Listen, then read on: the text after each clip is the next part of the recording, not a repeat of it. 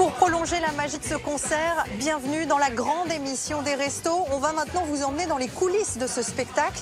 Retrouvez notamment Mimi Mati. Elle nous parlera de cette édition 2021 si particulière. Allez, suivez-moi.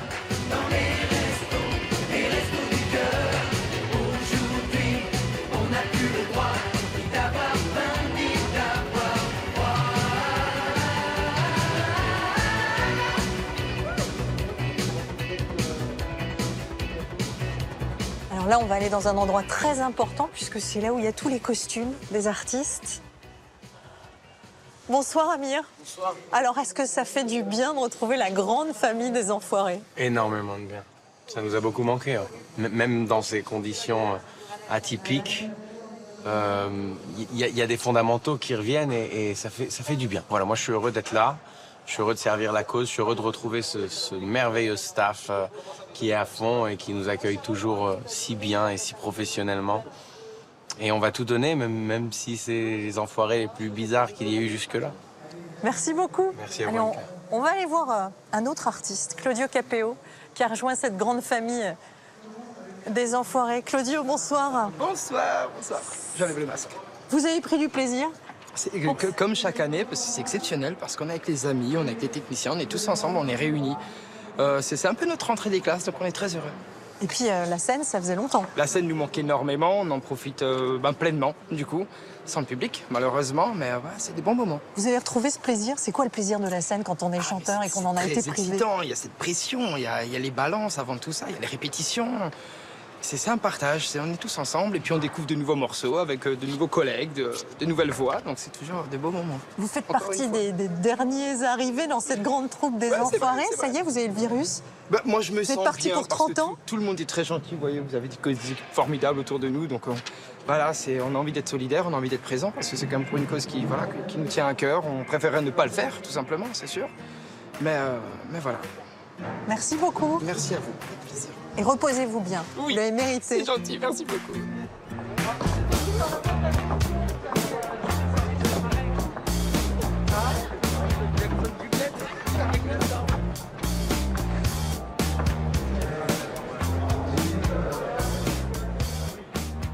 Bonsoir Mimi Mati. Bonsoir Anne-Claire Coudray. Alors là, on est dans l'espace détente des artistes. C'est là que vous vous concentrez entre deux chansons. C'est là qu'on se concentre, qu'on se détend, qu'on répète aussi. Quand il y a des petits couacs ou des trucs qui sont pas réglés, on vient ici, il y a toujours un piano et on travaille les notes qui couinent, on répète les sketchs, on peaufine, voilà. Et puis on se détend aussi. Et puis vous redevenez cette grande famille des Enfoirés. C'est un très grand bonheur de se retrouver chaque année, oui. Parce que c'est rare, je pense que c'est rare, et c'est vrai qu'au niveau mondial, on n'a pas l'équivalent, mais c'est rare une famille d'artistes comme ça qui viennent de tous les horizons, de toutes les grandes salles ou les plus petites salles et qui se retrouvent pour la même cause, quoi. On rappelle quand même que cette année, c'est un peu particulier. Si on n'a Très. pas de masque, vous et moi, c'est parce qu'on s'est fait tester, retester. C'est un peu une bulle sanitaire, là. Oui, moi je crois que j'en suis à mon 3e test depuis que je suis arrivée aux Enfoirés. On était tous dans une configuration médicale parfaite. Et c'est pour ça qu'on a pu un peu pas se lâcher, mais un peu revivre normalement, ce qu'on a un peu oublié depuis ces 12 derniers mois. Grosse différence cette année, il n'y a pas de public dans la salle et pourtant on sait que pendant les concerts des Enfoirés, le lien avec le public c'est essentiel. Comment vous avez fait? C'était très bizarre de passer de 15 000 personnes chaque année aux copains techniciens qui sont avec nous. On a fait une configuration différente. Il n'y a plus les gradins. On a élargi beaucoup les espaces. Mais c'est vrai que c'est déstabilisant. Mais en même temps, on s'est tous auto-stimulés. On est tous spectateurs les uns des autres. On n'est pas tous dans tous les numéros. Et on se regarde. Le plus dur, c'est pour les sketchs. Parce que c'est vrai que quand il y a les réactions du public, ça a manqué. Mais en même temps, on se dit, bon, bah voilà, on fonce et on rigole entre nous. On essaye de pas se laisser déstabiliser par ce manque de public. C'est impossible de rater les Enfoirés. Sauf cas de force majeure. Sauf cas de force majeure. Mais moi, je me verrais pas manquer. Je l'ai fait 2 fois, d'être absente. Mais c'était pour raison médicale. Mais autrement, c'est pas possible. C'est tellement...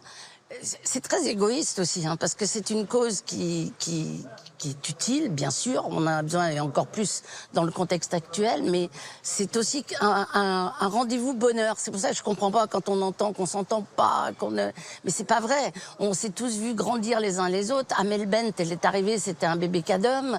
On a vu les enfants naître, on a vu les couples se faire, se défaire. C'est une vraie famille qui se retrouve pour une semaine, pas de vacances, parce que c'est un boulot intense, mais pour une semaine très intense.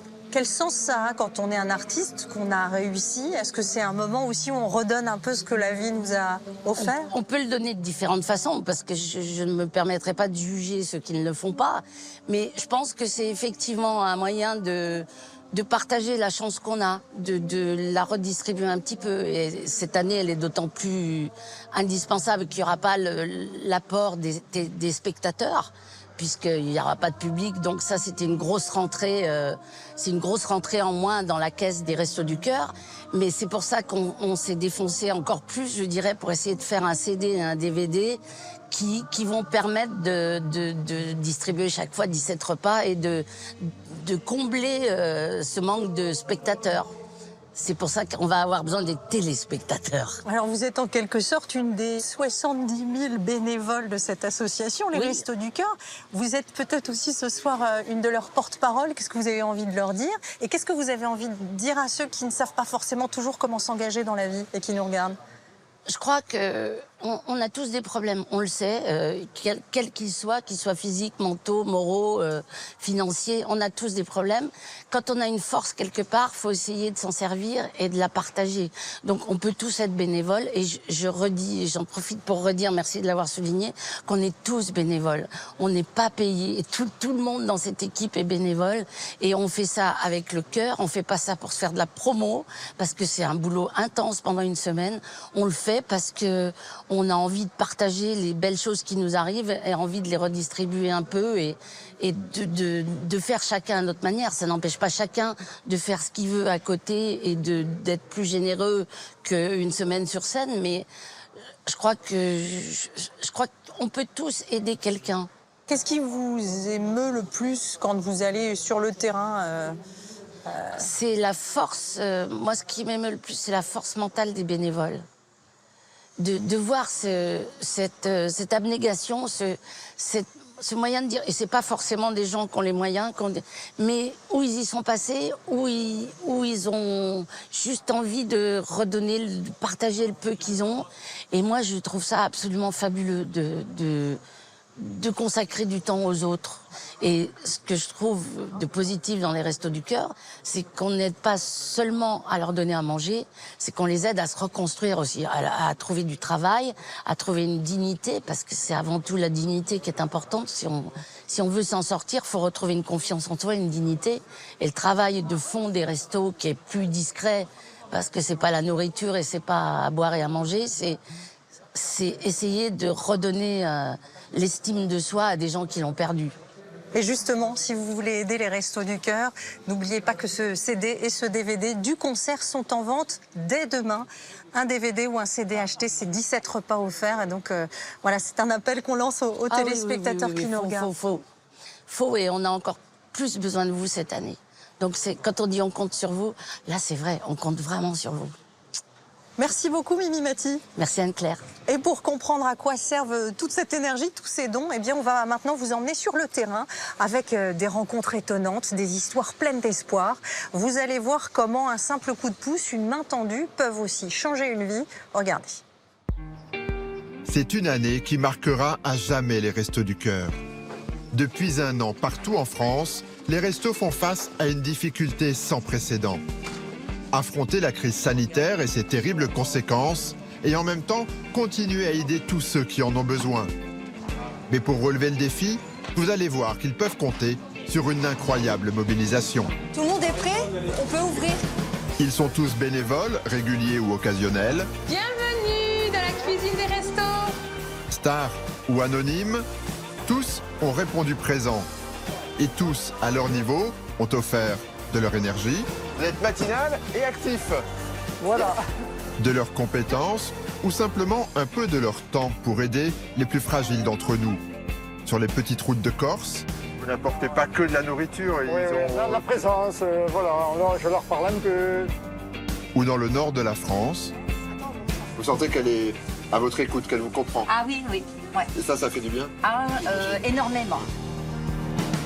À Paris, dans un centre unique en son genre. On est bien au Resto du Cœur, là. On est au Resto du Cœur, tout à fait. Ou à la Seine-sur-Mer, sur la Côte d'Azur. Qui pourrait croire que ça vient des Restos du Cœur, tout ça? Incroyable. Ou encore dans un tout petit centre de région parisienne. Comme vous voyez, accueillir 900 personnes 4 jours par semaine dans 100 mètres carrés, c'est d'abord un exploit. Vous découvrirez comment, depuis un an, les restos se mobilisent pour redonner l'espoir à tous ceux qui l'ont perdu et comment, pour ne laisser personne sur le bord de la route, ils se battent chaque jour à côté de nous. Tu vas bosser un peu avec nous ce soir, hein? Tiens, je te file les points.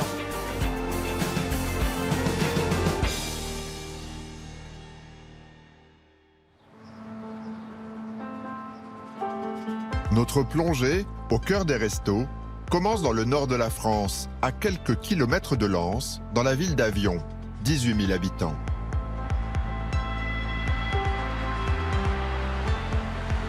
Ici, le local des Restos du Cœur se trouve au sous-sol du centre culturel. Nous sommes jeudi et comme 2 fois par semaine, c'est jour de distribution.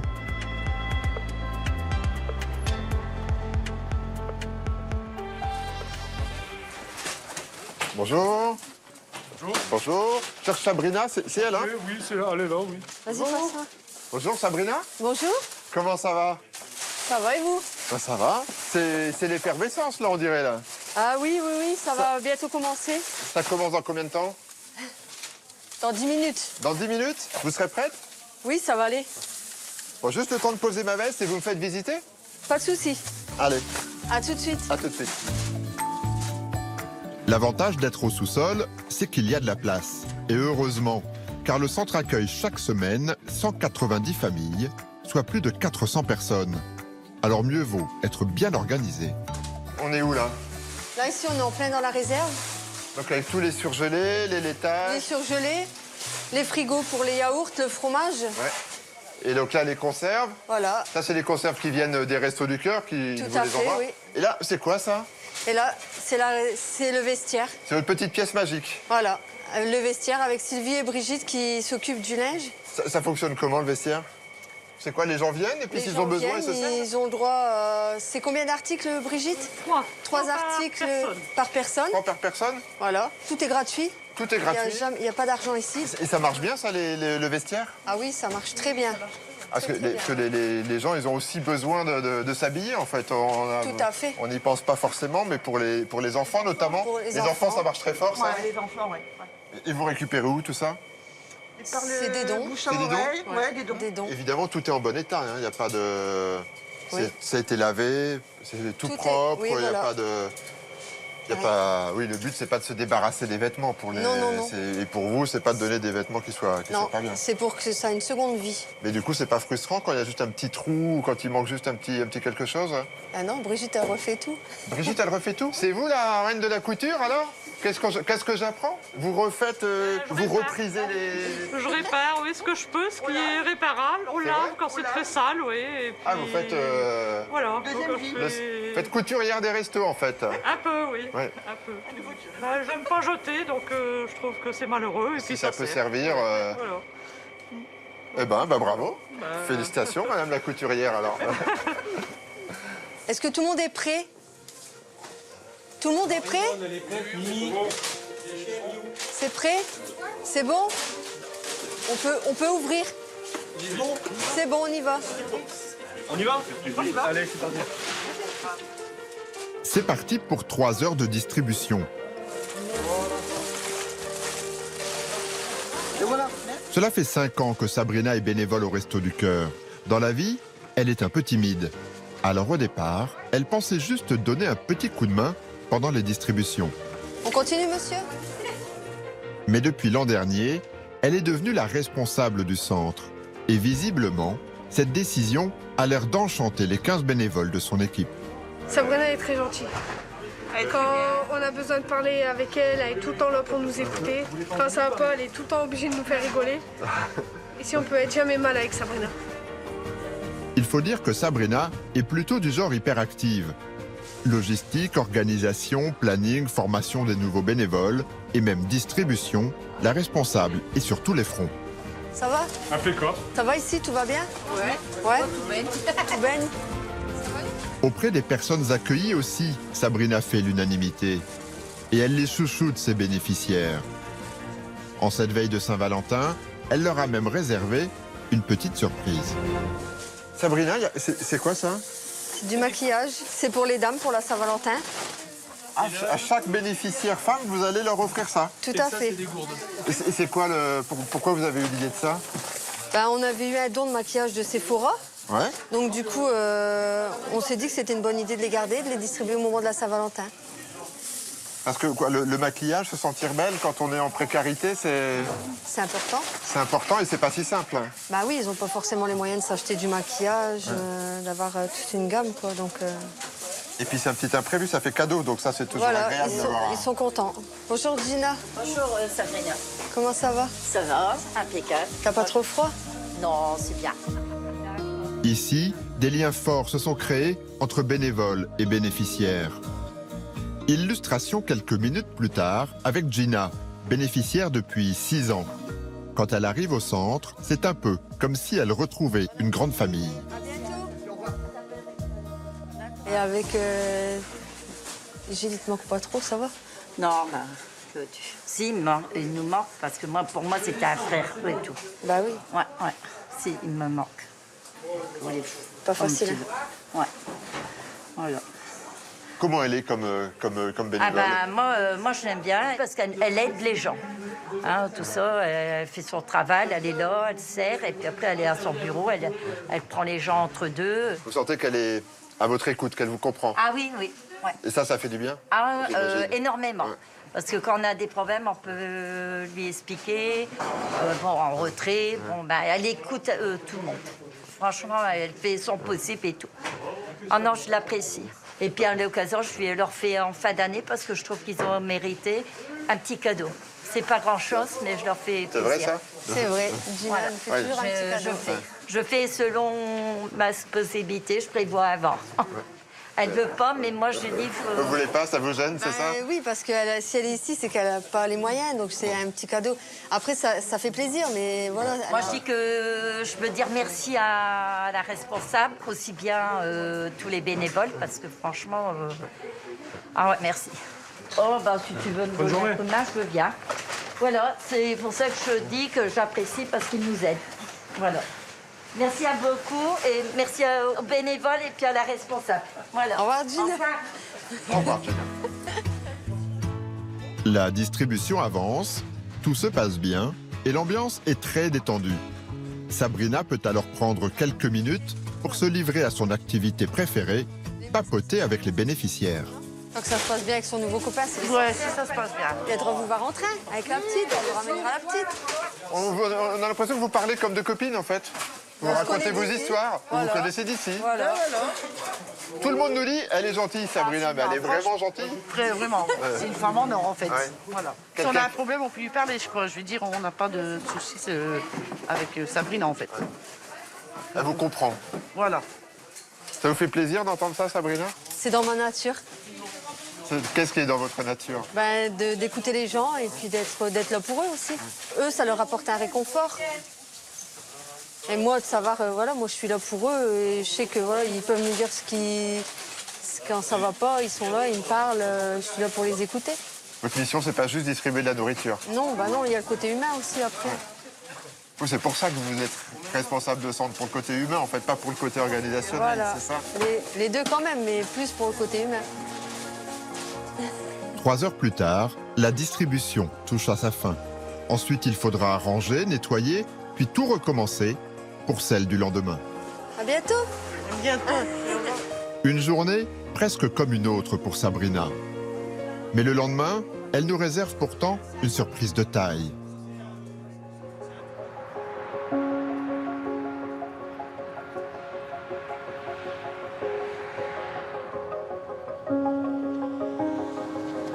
Nous retrouvons Sabrina à quelques kilomètres de là, à Méricourt, où elle habite depuis plus de 30 ans. Bonjour Sabrina. Bonjour. Ça va ce matin? Ça va, un peu froid. Ah oui, il fait bon chez vous. Hein. Oui, il fait froid. Là, on est chez vous, on est dans votre ville, c'est ça? On est dans ma ville, oui. Comment ça s'est terminé hier? Ça s'est bien passé. Beaucoup de monde, comme d'habitude, beaucoup de familles. Vous y êtes combien de fois par semaine au resto? Quatre demi-journées. Le lundi matin pour la livraison, le mardi après-midi pour la distribution, encore le jeudi après-midi pour la distribution et le vendredi matin, la livraison des surgelés, des produits frais. La première fois que vous êtes rentré au Resto du Cœur en tant que bénévole, oui. Vous pensiez que ce serait comme ça? Au début, je pensais que c'était juste... J'aurais pas pensé être responsable non plus. Je pensais juste voilà, faire de la distribution et contribuer un peu. Et en fait, ça m'a pris plus que... J'y suis vraiment entrée comme... Corps et âme, quoi. Voilà. Ouais, ouais. C'était une révélation pour vous, en fait, j'ai l'impression. Oui, c'est ça. Et le fait aussi d'être responsable? C'est un peu plus de travail, on va dire, parce qu'avant, quand on est juste bénévole... voilà, on rentre dans le centre, on fait sa petite distribution, on s'en va, mais quand on est responsable, il y a tout le côté administratif derrière. Et ça vous plaît? Aussi, oui. En fait, il y a tout qui vous plaît. Il y a tout qui me plaît, voilà. C'était important pour vous de vous sentir utile jusqu'au bout, en fait, de donner le plus possible. Voilà, tout ce que je peux donner, tant que je peux le donner, je le donne. Oui.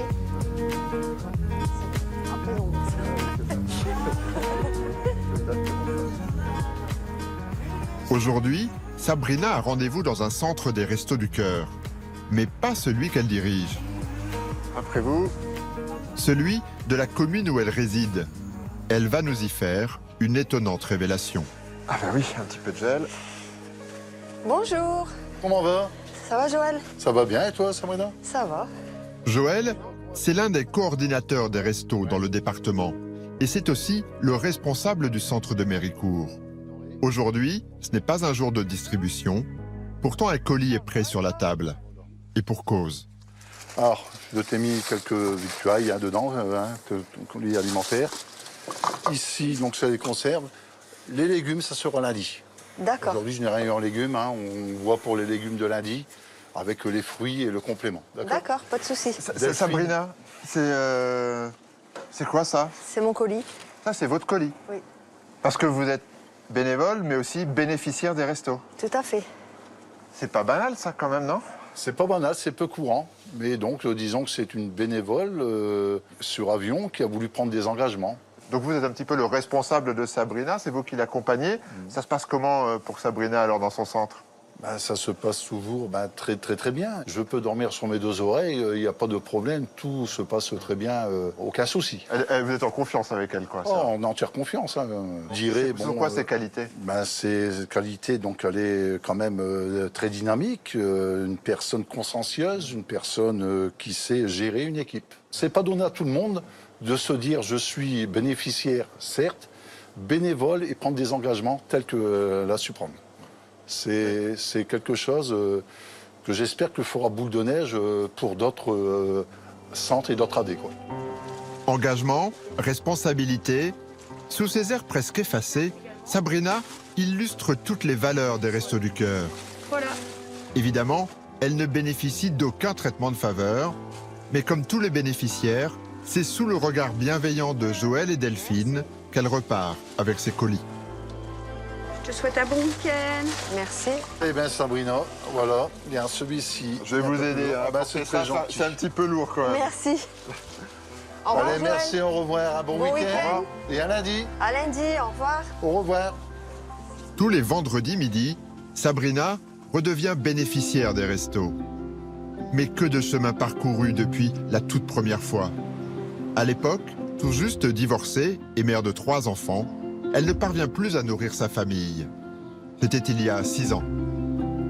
Vous avez hésité à franchir la porte des restos en tant que bénéficiaire la première fois? Oui. Pourquoi? C'est difficile d'aller voir pour avoir de l'aide. C'est difficile à franchir après. Mais j'y suis allée avec ma maman. C'était un peu plus facile. Vous vous donnez du courage, vous êtes allée avec votre maman? Oui. Mais qu'est-ce qui était difficile? Parce que c'est quoi? C'est de la honte de ne pas s'en sortir seule? C'est quoi?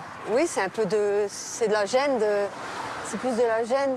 On est gêné de pousser la porte. C'est pour ça que moi maintenant aussi au centre, je comprends que les gens ils ont un peu de honte parce que moi je l'ai ressenti. Donc je comprends. C'est pour ça que je pense que c'est plus facile pour moi d'accueillir les gens maintenant. Ça fait quoi quand on est responsable de centre et que tous les bénéficiaires vous voient en tant que chef, entre guillemets, et même les autres bénévoles vous appellent patronne, et puis d'avoir besoin d'aller au resto? J'en ai besoin parce que j'ai aussi, moi, ma vie de famille derrière à subvenir aussi aux besoins de mes enfants, les faire manger et tout. Mais c'est vrai que voilà, c'est pour ça que je veux pas trop que les gens sachent, parce que moi c'est mon centre à Avion et de l'autre côté d'être bénéficiaire d'un autre centre. C'était un choix. C'était un choix justement pour pas que les gens voient. Bon ben là les gens ils vont savoir maintenant. Les gens ils vont savoir, oui, mais bon. C'était aussi pour faire passer le message qu'on peut être bénéficiaire et avoir la tête sur les épaules et être responsable dans la vie. Oui, C'était aussi voilà. pour ça? Oui, et j'espère que d'autres gens vont faire comme moi. Après, j'espère aussi m'en sortir, trouver un travail stable et puis pouvoir venir au resto. Vous vous sentez bénévole ou bénéficiaire aujourd'hui? Bénévole. Pour vous, vous êtes bénévole? Voilà. Bénéficiaire, c'est quoi? C'est juste une mauvaise passe, quoi. Tout à fait. Ouais. Mais vous pourriez vous dire... non, mais vous aussi, vous avez vos problèmes. Vous aussi, vous avez besoin qu'on vous aide. Vous pourriez vous dire... bon, ben, je suis bénéficiaire, je ne vais peut-être pas passer autant de temps au Resto du Cœur, je vais m'occuper de mes problèmes à moi. Vous pourriez vous dire ça? Je pourrais me dire ça, mais je ne veux pas rester chez moi à rien faire. Pour moi, l'important, c'est d'aider les gens.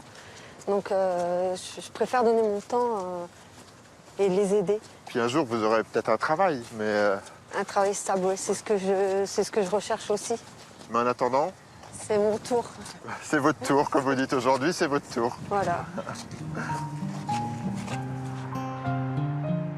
Même si elle retrouve du travail, Sabrina sait aujourd'hui qu'elle ne quittera plus jamais la grande famille des Restos du Cœur. Surtout pas après cette année où le travail de chaque bénévole a été si précieux. Et pour mieux comprendre comment les restos se sont retrouvés en première ligne face à la pandémie, direction maintenant la région parisienne, à Neuilly-sur-Marne.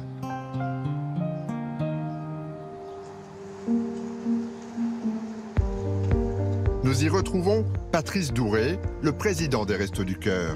Ce jour-là, il est justement en chemin pour aller rendre visite au centre des restos de la ville.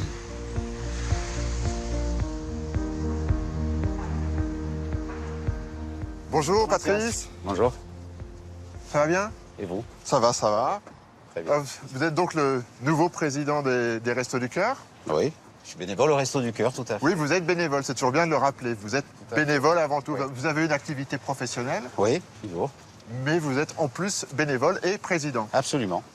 C'était une année très particulière pour les restos cette année, non? Oui, pas que pour les restos. C'est une année, je crois, extrêmement particulière et difficile. D'abord pour les personnes qui sont en difficulté, qui nous rejoignent. Et puis effectivement pour les restos, pour nos bénévoles également, c'était une année extrêmement compliquée. En quoi c'était compliqué? Comment il a fallu vous adapter? À quelles difficultés finalement vous avez été confronté cette année de pandémie? La première difficulté, c'était effectivement dès le mois de mars, avec ce premier confinement, qui était une surprise pour tout le monde, avec la mise à l'abri d'un grand nombre de nos bénévoles qui sont des personnes fragiles, mais qui sont restés extrêmement utiles et mobilisés. C'est-à-dire la mise à l'abri, c'est-à-dire que beaucoup ont dû cesser tout lien direct avec les bénéficiaires pour ne pas être contaminés. Tout à fait. Dans les premiers temps, rappelons-nous, nous n'avions aucun moyen de protection. Ouais. Au mois de mars, nous n'avions aucun masque, aucun produit, aucun gel hydroalcoolique. Donc il a fallu d'abord se protéger. Mais comment vous avez fait? Là, on a essayé de continuer très rapidement à mettre en place d'autres dispositions, d'autres distributions alimentaires, notamment des sacs de dépannage. Et puis toutes les personnes qui se sont mises à l'abri sont restées mobilisées à domicile en faisant du télébénévolat, en aidant sur des dossiers, sur des sujets administratifs, en préparant énormément de colis également. Et il a fallu s'adapter tout au long de l'année pour pouvoir continuer à fonctionner. Parce qu'il n'était évidemment pas question de laisser tous les gens qui en avaient besoin sur le bord de la route. Je crois que personne n'a même eu l'idée de ça. Ouais. Voilà, ça vous a étonné la façon dont tous vos bénévoles ont réagi, ont répondu présents, malgré les risques, malgré les difficultés? Non. Non, parce que c'est un engagement que l'on connaît. On sait également qu'ils sont extrêmement mobilisés et que non, ça ne m'étonnait pas. Je savais très bien qu'ils allaient être là, que nous allions tous être là. Mais ça a été difficile? Oui, très difficile, d'autant qu'il n'y a pas eu vraiment de pause dans l'année. Aujourd'hui, nos équipes sont extrêmement fatiguées, mais vous allez le constater, elles sont là. Cette année, c'était une année de crise sanitaire et aussi de crise économique, avec beaucoup de gens qui se sont retrouvés sur le carreau. Vous l'avez ressenti, vous, sur le terrain? Oui, et de manière très inégale. Les premiers temps, ce qu'on a constaté, notamment sur le premier confinement, c'est qu'on a eu un afflux de personnes dans la rue, au niveau de nos dispositifs de maraude, de camions du cœur, mais pas uniquement pour de la distribution alimentaire. C'était aussi pour venir rencontrer des gens et rompre cet isolement. Et ce que l'on constate, c'est que la précarité, toutes les personnes qui étaient déjà en situation de précarité, cette situation-là s'est aggravée. Parce que c'est quoi le mécanisme, en fait? C'est qu'il y a beaucoup de gens qui n'auraient jamais dû se retrouver au Resto du Cœur, qui, à cause de la crise, se sont retrouvés à devoir franchir la porte des restos, c'est ça? Oui, parce que leur situation s'est aggravée. Nous avons eu bien évidemment beaucoup d'étudiants qui, tout d'un coup, n'avaient plus de job pour pouvoir continuer à se loger ou à simplement manger. Et toutes ces personnes-là, nous les avons retrouvées sur nos dispositifs. C'était comme ça que nos bénévoles, par exemple, se sont retrouvés sur une maraude sur Marseille avec une personne qui vivait quelques jours dans sa voiture parce qu'il était sans revenu, sans aucun revenu et sans de quoi se nourrir. Alors que quelques mois avant, il travaillait. Quelques jours avant. Ah oui, donc vous avez vu, vous, un très fort impact de... Très rapidement, dès le premier confinement. La situation aujourd'hui, ce qui nous inquiète, c'est qu'effectivement, on a toujours toutes ces personnes qui étaient déjà connues des restos, qui étaient dans une situation de précarité. Cette situation s'est fortement aggravée. On a vu apparaître ce qu'on appelle des nouveaux publics, mais ce n'est pas la situation majoritaire encore actuellement. Et ce qui nous inquiète beaucoup surtout, c'est comme en 2008, la crise sociale de 2008, 2 ans après, nous avions 25% de personnes en plus. Aujourd'hui, ce que l'on redoute essentiellement, c'est la fin de tous les dispositifs sociaux actuels qui sont là et qui doivent être là, et la bascule vers de la grande pauvreté pour toutes ces personnes-là et toutes les personnes qui vont venir nous rejoindre. L'année était difficile, mais l'année qui s'annonce presque pire encore, c'est ça? Et il faut donc tout faire pour être prêt à faire face à cette augmentation-là. Et vous allez voir que l'incroyable mobilisation des Restos du Cœur a suscité des initiatives étonnantes.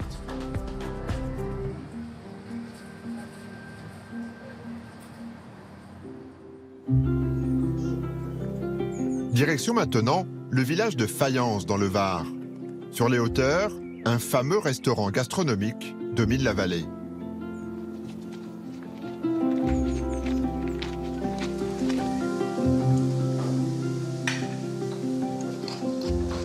Au fourneau, Hermance Caro et son mari Quentin.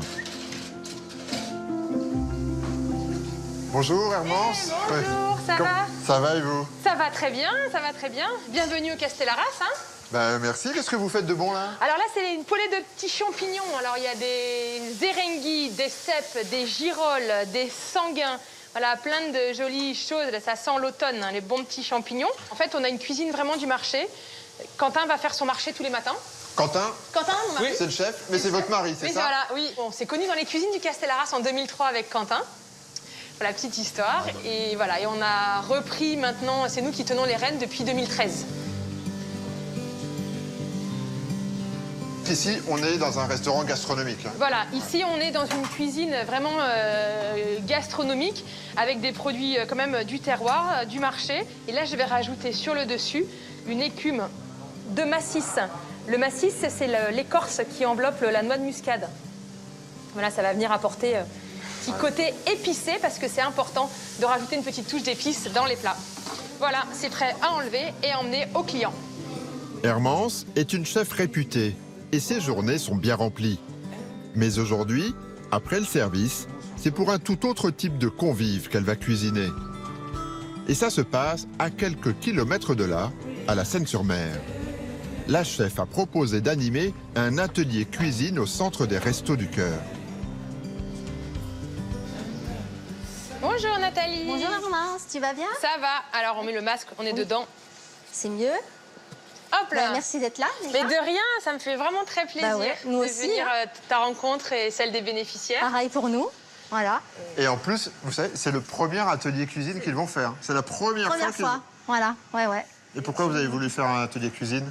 Pour les bénéficiaires, pour leur changer les idées du Covid, hein, avec tout ce qu'il y a eu, et puis au moins pour qu'ils retrouvent un peu le sourire. Voilà, c'est une expérience pour eux. Super. Alors, Vous étiez déjà venu dans un centre des Restos du Cœur comme ça? Non, j'avais jamais fait. C'est vrai que ça m'arrive de venir ici et de faire les maraudes avec les copains chefs et Stéphane. Donc là, c'est plus aller... Stéphane Lelièvre. Stéphane Lelièvre, ouais, là, les pains penchés, tonton Steph, qui nous a initié à faire ça pour éviter le gaspillage. Donc là, on était plus auprès des gens dans la rue. Enfin, c'était aussi une expérience assez émouvante. Là, venir à la rencontre des bénéficiaires et de voir où ils récupèrent tous les dons que les supermarchés font, que les gens font aussi. C'est important parce qu'ils ont besoin d'eux aussi. Voilà, de dons, c'est important. Donc ça va se passer là. Donc ça se passe là. Vous avez tout préparé, c'est bien. Bravo. Voilà, Le premier, ça va t'aller. Oui.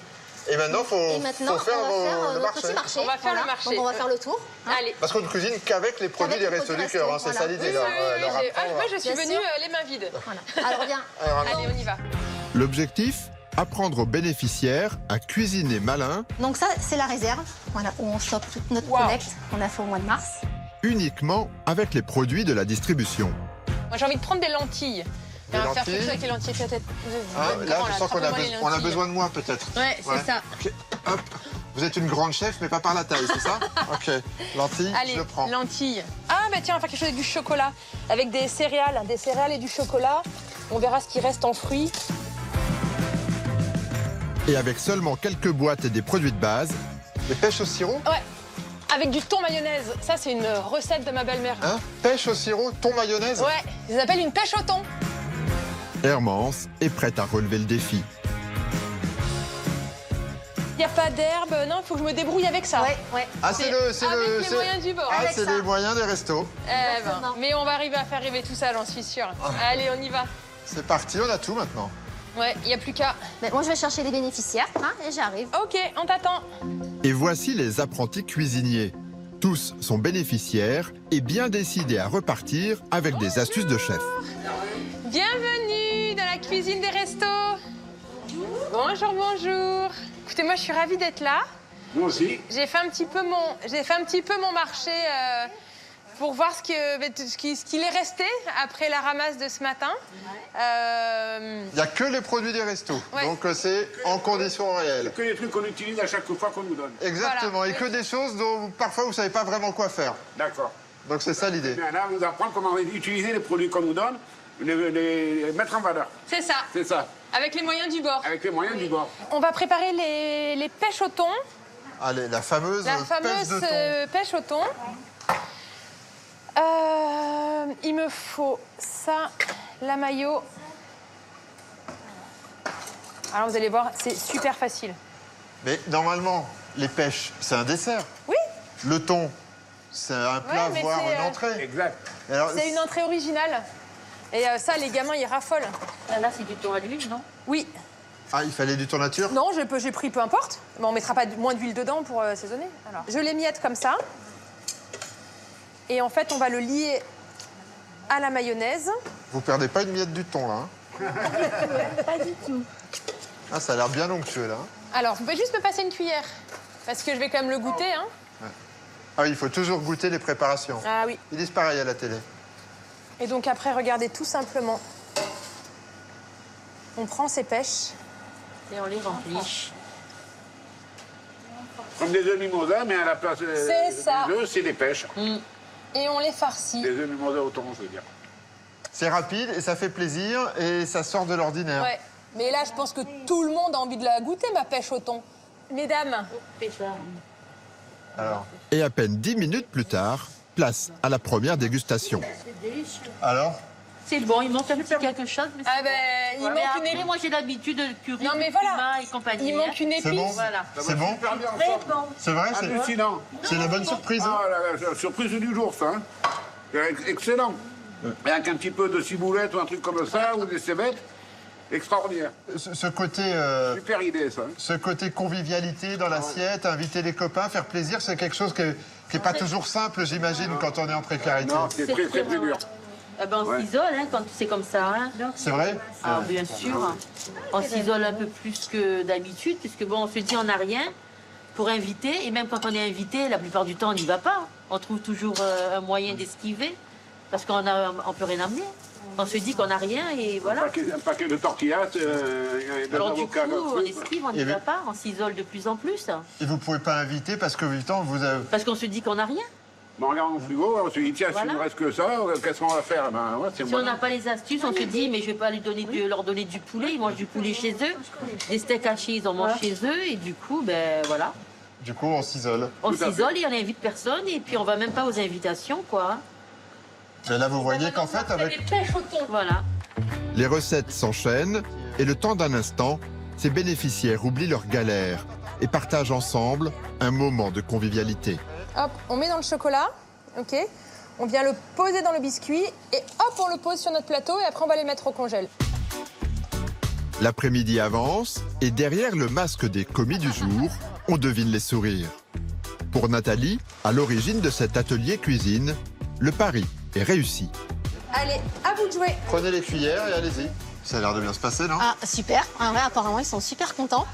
Et c'est une expérience enrichissante pour eux. Hein. Moi, j'adore de les voir comme ça. Ça me fait super plaisir. Parce que, comme vous avez dit, effectivement, c'est l'atelier du sourire. C'est ça. C'est aussi ça, les restos, normalement. Oui, c'est des restos complètement, exactement. C'est essentiel. Ouais. Pourquoi c'était dur pour les bénéficiaires, le Covid? Parce qu'on n'avait pas du tout le même fonctionnement. Ils étaient à la distribution, c'était dehors. Donc, on n'avait pas le contact avec eux. En fait, tout d'un coup, ils redevenaient un peu seuls. C'est ça, complètement. Et oui, il n'y avait pas d'échange, il n'y avait rien du tout. Ils attendaient leur panier, on leur apportait, ils repartaient, et voilà. Alors que normalement, le principe, c'est justement, c'est les moments de convivialité. Voilà. C'est l'accueil, voilà, le café, discuter avec eux, un échange. Et là, il n'y avait plus du tout d'échange. Eh ben, on va voir la suite. Alors, puis surtout, on va goûter parce que peut-être. Oui, moi j'ai hâte de goûter. Alors là, on va un peu cuisiner par contre. Attention, attention. On va faire une entrée avec les lentilles. Dedans, on va mettre une petite brunoise de carottes, de courgettes. Et on va rajouter des petits morceaux de poulet. Poulet que j'ai fait décongeler au micro-ondes. On peut le remplacer par des dés de jambon. L'idée, c'est de faire rêver un peu ces lentilles en boîte, d'accord? On ne sale jamais les lentilles en début de cuisson. Jamais salé. Eh bien, en fait, ça va durcir la peau. Hein. Ah bon? Oui, que toutes les légumineuses, les pois chiches, les lentilles, toujours jamais salé avant. Vous salez juste à la fin et ça suffit. D'accord. Là, on va pas se mentir, c'est pas hyper pour le moment, c'est pas hyper appétissant quand même. Hein. Oh, le challenge, Hermance, le challenge. Ah oui, ça c'est le Hermance challenge. Allez. Aujourd'hui, Hermance a fait bien plus que donner de son temps. Avec ses recettes simples et gourmandes, elle a redonné le sourire à ses bénéficiaires. Bon alors, ça fait quoi? Ils ont l'air de bien se débrouiller? Ouais, ils sont très studieux et très appliqués. Ça a l'air de vous faire plaisir de faire cet atelier. Mais non, mais c'est vrai que j'appréhendais un peu. Je savais pas trop déjà qu'est-ce que j'allais trouver dans les étagères.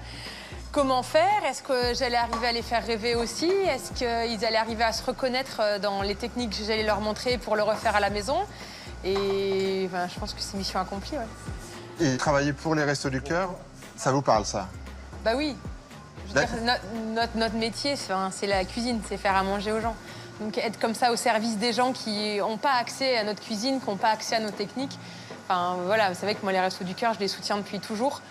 Parce que restaurant, le cœur, c'est nous, c'est le fil rouge de notre métier, en fait. C'est important. Et là, franchement, c'est magnifique de voir la réactivité qu'ils ont et je suis sûre qu'ils vont le refaire à la maison. L'ingrédient le plus important, c'est l'amour. Mettre la dose d'amour. Et comme tout ce qu'on fait, il faut le faire avec son cœur, avec passion, avec envie. Et mettre la dose d'amour dans l'assiette, on peut le faire avec les produits des Restos du Cœur. Il n'y a pas besoin d'avoir du caviar et de la truffe. Ah non, bah, la preuve, je pense qu'on l'a bien. Je crois que le plus bel exemple, ça aurait été la pêche au thon, je crois, aujourd'hui. Un petit nid avec le au milieu. C'est toujours la même idée de faire beau quand on peut. Voilà, c'est ce que je suis en train de me rendre compte. Quand on fait beau, et en fait, ça donne du plaisir. C'est ça l'idée? Ouais. Alors, c'est pas fini. L'intitulé du plat, l'œuf mollet sur un lit de lentilles. Et voilà. Ah, c'est magnifique. Et c'est vous qui l'avez fait, hein? Oh, c'est super. Qui pourrait croire que ça vient des Restos du Cœur, tout ça? Incroyable. Délicieux. En plus, avec l'œuf qui coule dessus, c'est délicieux. Vous vouliez vérifier si c'était vraiment bon, en fait. Ah non, c'est mais ça je savais que ça allait être bon. Et là, alors, c'est vraiment bon. Exactement. Donc les bananes qui ont passé 2 bonnes heures au congèle. Je vais peut-être en manger une avant. Alors? C'est vrai? J'ai vraiment appris beaucoup de choses. Je suis très content. Et vous sentiez que voilà, vous en aviez besoin? Non, je ne savais pas que j'en avais besoin. Mais maintenant, je me rends compte que j'en avais besoin. Effectivement, ça va tout changer. Je vais même réfléchir quand je rentre à la maison avec les produits que je prends. Qu'est-ce que je pourrais marier? Qu'est-ce que je pourrais faire? C'est super. Je ne regrette pas d'être venue, hein. Oula. Qu'est-ce qui vous a le plus impressionné? Ah, tout. Tout? Tout, du début jusqu'à la fin, de l'entrée jusqu'au dessert. Ah oui, la pêche au thon. Ils ont un succès, ces pêches au thon. Ah oui, je me suis régalée, vraiment, hein, sincèrement. Et l'idée de pouvoir de nouveau se faire plaisir dans l'assiette, Oui, c'est ça que vous retenez? vrai. Oui, oui. Oui, oui, je le retiens, je le referai, donc, et je l'apprécierai.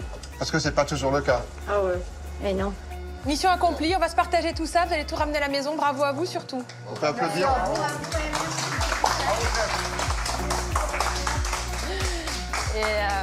C'était vraiment super. Merci. Hein. Non, mais voilà. Pour tous ces conseils et toute ces leçons de cuisine. Merci. C'était génial. Le temps d'un après-midi, Hermance a rejoint la grande famille des Restos du Cœur. Et à 800 km de là, d'autres bénévoles, eux aussi, savent bien qu'un simple geste peut redonner le sourire et parfois même changer une vie. Retour à Neuilly-sur-Marne. Dans le petit centre, la distribution vient de commencer et les bénévoles s'activent. Bonjour. Bonjour. Alors nous voilà dans le centre. Bonjour. Oui, voilà le centre. Bonjour. Avec Jean-Philippe, le responsable du centre. Jean-Philippe. Bonjour Jean-Philippe. Ça va? Bonjour Patrice. Comment vas-tu? Bonjour. On vous cueille en pleine distribution là alors. Hein? Oui, absolument. Vous accueillez combien de personnes dans ce centre? 950 personnes. Ça représente environ 6000 repas par semaine. Ah oui, quand même. Oui, oui. Ça fait du monde à nourrir. Ça fait beaucoup de monde, beaucoup de monde. Et là, vous avez beaucoup de bénévoles pour vous Ouais, aider? on a quelques bénévoles, toute une belle équipe de bénévoles là, qui, quand on a repris le centre au mois de novembre, qui sont venus en fait tout de suite pour donner la main aux personnes accueillies. Parce que c'est un centre qui a réouvert, c'est ça? C'est un centre qui a réouvert depuis le mois de novembre, depuis la période d'hiver en fait. C'est pour ça pourquoi vous nous avez amenés ici? Pourquoi vous vouliez qu'on visite ce centre en particulier? C'est un exemple? Alors, un exemple, parce qu'effectivement, c'est un centre qui a ouvert grâce ou à cause de la crise. C'est d'abord un exploit. Comme vous le voyez, accueillir 900 personnes 4 jours par semaine dans 100 mètres carrés, c'est d'abord un exploit. Donc ce centre, il était quasiment à l'arrêt faute de bénévoles à cause du coronavirus, enfin, notamment à cause du coronavirus, c'est ça? Oui, c'est à peu près ça. Et donc, du coup, très vite, on s'est mobilisé quand on a su que, justement, l'équipe allait arrêter. Et pour pas que ça ferme, donc, du coup, on a mobilisé, en fait, pas mal de bénévoles pour reprendre l'activité. Si vous n'aviez pas trouvé ces bénévoles, qu'est-ce qui se serait passé? On n'aurait pas pu servir, en fait, bon nombre de personnes qui sont en attente, donc de pouvoir manger, en fait, au jour le jour. Hein. On a beaucoup de personnes qui sont dans la précarité et qui ont besoin que les restos soient là, parce qu'ils comptent sur les restos au jour le jour. Il s'agit de rester ouvert toute l'année. Il s'agit de rester ouvert toute l'année dans nos centres d'activité. Parce qu'il est bien de le rappeler, je vous coupe, mais les restos, c'est pas que l'hiver. On en parle beaucoup pendant la période d'hiver, mais c'est pas que l'hiver, c'est toute l'année. C'est toute l'année dans les centres d'activité, c'est toute l'année dans nos structures d'hébergement, c'est toute l'année dans nos activités d'insertion, dans les chantiers d'insertion, et c'est toute l'année dans les activités de rue. Et pour ça, il faut des bénévoles toute l'année, même une fois par semaine, une heure par semaine, mais toute l'année. Exactement. Celui qui a un peu de temps, celui qui veut essayer, trouvera de toute façon sa place chez nous. Qu'est-ce que vous auriez envie de dire à un jeune, un étudiant ou un jeune actif, pour le convaincre de s'engager auprès des Restos du Cœur? Je crois que je n'ai pas cherché à le convaincre. Aujourd'hui, on a effectivement beaucoup de personnes qui nous rejoignent. Simplement de venir essayer. Et je suis convaincu, pour l'avoir vécu et le vivre moi-même, qu'une fois que vous avez mis un pied dans le bénévolat et au Resto du Cœur, c'est très difficile d'en sortir parce que, encore une fois, le plus beau des remerciements, c'est le sourire des personnes que nous aidons. Et ça suffit à motiver et à rester. Ça, c'est quelque chose qu'on peut trouver nulle part ailleurs dans la vie normale, entre guillemets. Ben, je crois que c'est quelque chose que l'on trouve plus dans le bénévolat que dans la vie normale. C'est ça le sens de l'engagement auprès des Restos du Cœur. Oui, c'est le sens de l'engagement de tous nos bénévoles, c'est qu'effectivement, il faut aimer donner et avoir envie de donner. Et en même temps, on reçoit beaucoup. On reçoit beaucoup parce qu'on sait que ce que l'on fait est utile. C'est la première chose, ce que l'on fait est utile. À Neuilly-sur-Marne, les bénévoles ont fait revivre le centre. Ils ont prouvé que la solidarité, c'est l'affaire de tous et que chacun peut y apporter sa pierre. C'est ce que vous allez maintenant découvrir dans un centre pas comme les autres, qui accueille des bénévoles au profil plutôt étonnant. À Paris, sur les bords de Seine, en plein centre de la capitale, se cache ce qui est sans doute le plus étonnant des centres des Restos du Cœur. Une péniche amarrée ici depuis les années 90. Nous avons rendez-vous avec Sophie, la responsable du centre. C'est un peu la capitaine du navire. C'est parti. Bonjour. Bonjour Sophie. Oui, Sophie, enchantée, venez. On est bien au Resto du Cœur là. On est au Resto du Cœur, tout à fait. Mais c'est un bateau. C'est un bateau, un vrai bateau. Un vrai bateau sur la Seine, oui, oui, tout à fait. C'est étonnant ça quand même pour les... C'est un peu atypique, ouais. C'est un centre des Restos du Cœur et c'est un centre d'hébergement d'urgence sur l'eau. On est à 1 mètre de distance. On enlève notre masque un petit peu. On peut. Pas on se longtemps. découvre. Voilà, comme ça on se voit. Donc là, mais c'est pas un centre de distribution ici. Non, c'est un centre d'hébergement d'urgence. Donc on accueille des personnes qui vivent ici pendant quelques temps. Donc auparavant, ils étaient vraiment dans la rue ou en tout cas en rupture d'hébergement. Et ils sont accueillis ici et accompagnés jusqu'à ce qu'on leur trouve une solution plus pérenne. Donc en fait, ici, vous accueillez pour une durée indéterminée, on va dire, tous ceux qui n'ont pas de toit. Exactement, pour quelques mois, voire quelques années pour certains, parce que parfois le parcours est long. Mais voilà, le but, c'est ça, c'est de leur offrir un toit et de la nourriture et surtout un accompagnement. Vous nous faites visiter? Avec plaisir, venez. On va peut-être remettre le masque. On remet le masque à l'intérieur.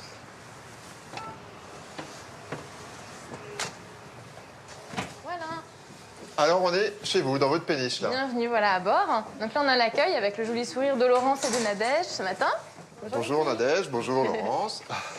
Et donc je vais vous emmener peut-être plus loin pour aller voir déjà la cuisine professionnelle, parce qu'on a la chance sur ce bateau d'avoir non seulement une cuisine vraiment équipée et un cuisinier professionnel qui nous fait des bons dîners tous les jours. C'est-à-dire que c'est un bateau, mais c'est un vrai foyer. Vous êtes autonome, il y a une cuisine. Exactement. Mais si tout ça, c'est un immeuble pour accueillir... Alors, pour accueillir 53 personnes, il faudrait au moins un immeuble de 5 étages. Ah oui, donc c'est... Voilà, le fait d'être un bateau, c'est vraiment... on arrive du coup à concentrer vraiment un lieu de vie et beaucoup de personnes. On arrive à aider beaucoup de personnes en un espace assez réduit. Ouais. Donc là, c'est la cuisine. Tout à fait. La cuisine, avec donc Eric, notre cuisinier en chef, qui est en train de préparer le dîner de ce soir et de demain. Bonjour. Bonjour. Alors vous, c'est le cuistot, c'est ça? C'est ça, oui. Alors qu'est-ce qu'on mange ce soir? Ce soir, c'est des filets de dorade. Ah, pas mal. Oui. Et vous faites quoi? Vous préparez pour chaque repas au jour le jour? Je travaille ici en liaison froide. C'est-à-dire que moi, je fais le matin de 7h à 15h. Et donc après, ça passe en cellule, qui est derrière moi. Et les bénévoles arrivent le soir et servent le repas. Ah, mais c'est eux qui réchauffent. Ils ne cuisinent pas? Non. Ça, c'est que vous? C'est que moi. Parce que sinon, c'est pas bon, c'est ça? Ah, je sais pas, ça peut être bon. Hein. Et ça fait comment de cuisiner, justement, pour un centre comme celui-ci, comme la péniche, qui est très particulier, malgré tout? C'est un peu un choix d'être arrivé ici. On se sent beaucoup plus utile à travailler pour des personnes dans la misère qu'en restauration collective voilà, normale. C'est ça. Ouais. Puis c'est très enrichissant. Vous vous sentez un peu plus utile, il y a un supplément d'âme à votre métier? Bien sûr. Et ça se ressent dans votre cuisine ou pas? J'espère. Ouais. C'est pour ça que, par exemple, vous faites la sauce tomate maison. Vous n'achetez pas des bidons de sauce tomate? Non. Non, non. Eh ben, si on veut que ça reste de bonne qualité, voilà. Je vous laisse finir de cuisiner. Merci. Nous laissons Eric à ses fourneaux et notre visite de la péniche continue. Et ça, c'est... Alors ça, c'est la salle informatique. On a quelques ordinateurs à disposition. Ils font quoi ici? Un peu de tout. Il peut y avoir des ateliers CV, de l'accompagnement à la recherche d'emploi. Mais sinon aussi, eux, leur mail, des loisirs comme tout à chacun, en fait. Pas couper du monde, quoi. Exactement. OK. On continue? Ici, tout est fait pour aider les plus précaires à se remettre à flot. Il y a même un vestiaire en libre service pour ceux qui auraient besoin de vêtements. Et dans les petites cabines, des travailleurs sociaux, comme Marc, aide les bénéficiaires dans toutes leurs démarches. Et donc après, là c'est les cabines, c'est ça? Voilà, donc par ici on a des cabines et on en a surtout principalement en bas. Ah, c'est en soute alors, les cabines c'est en soute. Au pont inférieur. Au pont inférieur, eh bien allons visiter le pont inférieur. La péniche du cœur, ce n'est pas vraiment le grand luxe d'un bateau de croisière. Mais au moins, chacun des 53 passagers a sa propre couchette, même si évidemment, les cabines sont plutôt exiguës. Donc vous nous montrez à quoi ressemblent les cabines? Volontiers, on va prendre celle-ci par exemple. On va regarder. Donc ça c'est la cabine type. Oui, vraiment c'est la cabine classique, elles sont à peu près toutes pareilles. Donc voilà. Ah oui, effectivement. 4 mètres carrés. Ah oui, quand vous dites que c'est exigu, c'est exigu. Voilà, il y a le strict nécessaire, donc une couchette on appelle, puisque c'est pareil format bateau, 70 cm de large, qui a quand même un côté un peu brut. On a surtout des hublots, donc c'est mignon, mais ils s'ouvrent pas en fait, donc on peut pas aérer, donc c'est quand même un problème. On a un chauffage électrique qui est petit et qui fonctionne pas très bien, on va pas se mentir, donc il fait quand même froid l'hiver. C'est un petit peu vétuste. Ouais, des installations quand même commencent vraiment à dater. Il a quel âge le bateau? Il a 100 ans aussi. Alors, ouais, la barge a 100 ans et après la configuration actuelle a 25 ans. Et peu de choses ont changé, donc nous on repeint régulièrement. Pour resituer, les personnes qui viennent ici, elles étaient à la rue avant, elles dormaient dehors. Oui, non, mais exactement. Nous, on a un centre d'hébergement d'urgence et qu'on est la première étape pour les personnes. Donc, ils étaient vraiment à la rue juste avant de venir chez nous. Donc, déjà d'avoir ça, pour eux, vraiment, ça n'est déjà pas de prix parce qu'en fait, ce qui est difficile à la rue, c'est qu'on est en mode survie. Donc, il faut penser où je vais dormir ce soir, où sont mes affaires, qu'est-ce que je vais manger. Donc, voilà. Ça, déjà, nous, on pourvoit à tous les besoins de base vraiment humains. Et donc après, ils peuvent se concentrer sur autre chose. Au moins, ils ne dorment pas dehors avec tout ce que ça veut dire. Oui, non, mais il y a au moins un minimum de confort et puis c'est surtout la sécurité et quand même un peu du moyen terme. Ils savent que pendant des semaines, ils vont pouvoir être ici. En fait, c'est un peu exigu, mais c'est un petit tremplin pour rebondir. Exactement. Nous, ce qu'on leur souhaite, c'est qu'ils restent pas longtemps chez nous, vraiment juste le temps qu'il leur faut pour exactement rebondir, c'est le mot. La péniche, c'est avant tout un abri, un havre de paix, le temps d'affronter la tempête et de se reconstruire. Parfois, cela peut même devenir une forme de nouveau foyer, comme pour Jean-Claude, qui habite la cabine d'en face. Bonjour. Bonjour Jean-Claude. Bonjour Mathias. Bon, je rentre dans votre petit appartement alors. Allez-y, allez-y. Pas de problème. Donc ça, c'est chez vous, ouais, ça y est. Allez, merci, je prends place. Merci. Jean-Claude est hébergé à la péniche depuis plus de 2 ans. Et il a eu 1000 vies. Ancien militaire, ancien imprimeur, il a même été un peu comédien. Jean-Claude a tout connu, même la rue, à 70 ans. Alors aujourd'hui, cette petite cabine, c'est un peu sa maison. Ça chamboule toutes les habitudes. Dis donc, vous l'avez pas mal aménagé, votre cabine, vous? Ouais, ouais, j'aime bien. Vous l'avez personnalisé? Ouais, j'ai mis les gens que j'aime, que j'ai aimés dans ma vie. Alors, laissez-moi deviner, votre chanteur préféré, qui ça peut bien être? Johnny Hallyday. Voilà, c'est Johnny.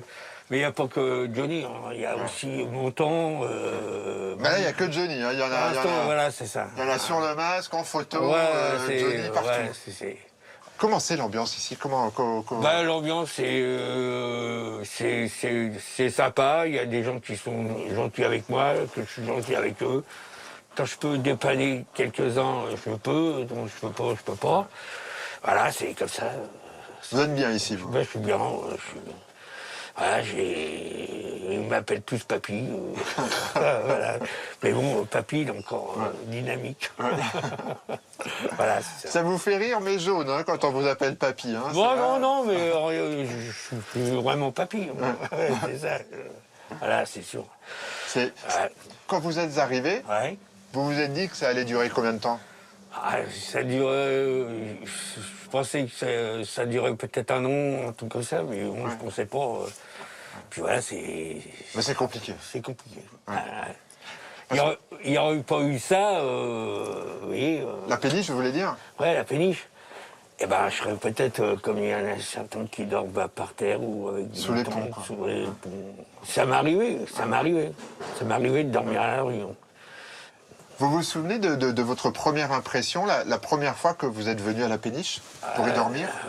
Oui, c'était dur. Je me suis dit, c'est quand même un point de refuge, tout. J'ai au moins quelque chose pour dormir. C'est-à-dire que c'était... La première impression, c'était pas facile pour vous, c'est ça? C'était pas facile, non. Parce que vous vous sentiez... Bah forcément, il y avait que des personnes, beaucoup de SDF. Voilà, c'est ça. Vous vous sentiez pas comme eux, en fait, c'est ça? Bah, non, mais je me suis dit, faut s'en sortir, je m'en sors. Ouais. Et puis finalement? Ouais, finalement. Vous avez fait votre petit trou ici? Voilà, ouais, j'ai fait mon petit trou. Voilà. Je suis ami avec tout le monde. Voilà. Aujourd'hui, vous vous sentez bien ici à la péniche? Je me sens bien, mais je sais que je ne vais pas y rester. J'ai des projets... Oui, vous êtes bien, mais vous voulez avoir votre chez vous, à vous, votre normal. appart. Bah, c'est normal, c'est tout à fait normal. Mais ça prend un peu plus de temps que prévu. Voilà, c'est ça. Ici, Jean-Claude a retrouvé le courage de s'en sortir. Merci. Bonne chance, Jean-Claude. On n'a plus le droit de se serrer la main. C'est vrai. Allez, on fait un check de rocker. Un check de rocker. Merci, au revoir. Et comme tous ceux qui, comme lui, ont été ballottés par la vie, il navigue de nouveau sur le chemin de l'espoir. Et parfois se profilent à l'horizon des petits miracles. Il est 16 h et des notes de musique viennent rompre le calme qui règne dans les coursives.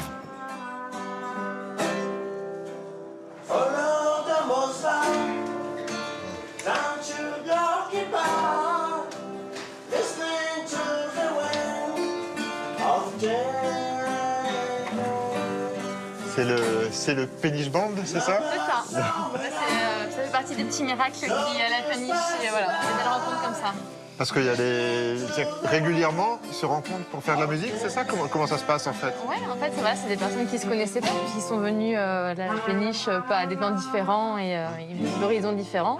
Et ils se retrouvent autour de la musique, ils ont constitué ce petit groupe, ils répètent toutes les semaines. Et ça fait partie de ce que vous y créé justement ici? Parce que quand on est en précarité, l'un des problèmes, c'est souvent l'isolement, justement. Tout à fait, la précarité, ça isole beaucoup. Et ce qu'on essaie de faire le maximum ici, c'est de retisser des liens. Donc on fait des liens entre les bénévoles et les hébergés, mais entre les hébergés aussi. En fait, on voit qu'il y a des belles amitiés qui se créent, ça c'est chouette. Donc on est d'accord, le but, c'est pas de gagner The Voice, c'est de créer du lien. On est d'accord. Ouais. Mais ça marche, de ce point de vue-là, ça marche. Ouais, ça donne le sourire et c'est sympa de les voir comme ça. Ouais. Oui, on voit, ça vous fait plaisir de voir ça. Franchement, ouais. Non, ça fait plaisir de voir qu'ils arrivent à se reconnecter entre eux. Puis vraiment, il y a des belles amitiés qui se créent à bord. Et ça, c'est vraiment une belle victoire aussi. Parce que là, ils viennent tous d'horizons et de cultures différentes. Ouais, tout à fait. Mais ils se rejoignent autour de leur passion commune. Ouais, exactement. C'était inattendu, ça, j'imagine, pour vous de... Là, c'est la première fois, moi, depuis que je suis bénévole, ça fait une dizaine d'années, c'est la première fois qu'on a un groupe de musique qui s'est constitué, auto-constitué comme ça, et qui ont plaisir à jouer régulièrement. Vraiment, toutes les semaines, ils s'entraînent, c'est chouette. Vous venez tous d'origines différentes, et ce qui vous réunit, c'est la musique. Oui, c'est la musique. Ouais. Oui, c'est la musique, oui, donc là, c'est donc pour nous d'abord, donc là, oublier notre problème, donc là, être ensemble, discuter, donc ça choisir les chansons, à peu près là, en 12-15 déjà, les chansons de notre répertoire, mais toujours le continue, améliorer. Un jour, on peut faire le spectacle. C'est ça ce que dit monsieur, quand vous jouez, vous oubliez les problèmes. Et ça nous permet de nous évader un peu. Évader d'ici, évader aussi de la route. Ouais. Mais on se retrouve toujours au même point. Mais en tout cas, pendant que vous jouez... Oui, on s'évade un peu. Ouais.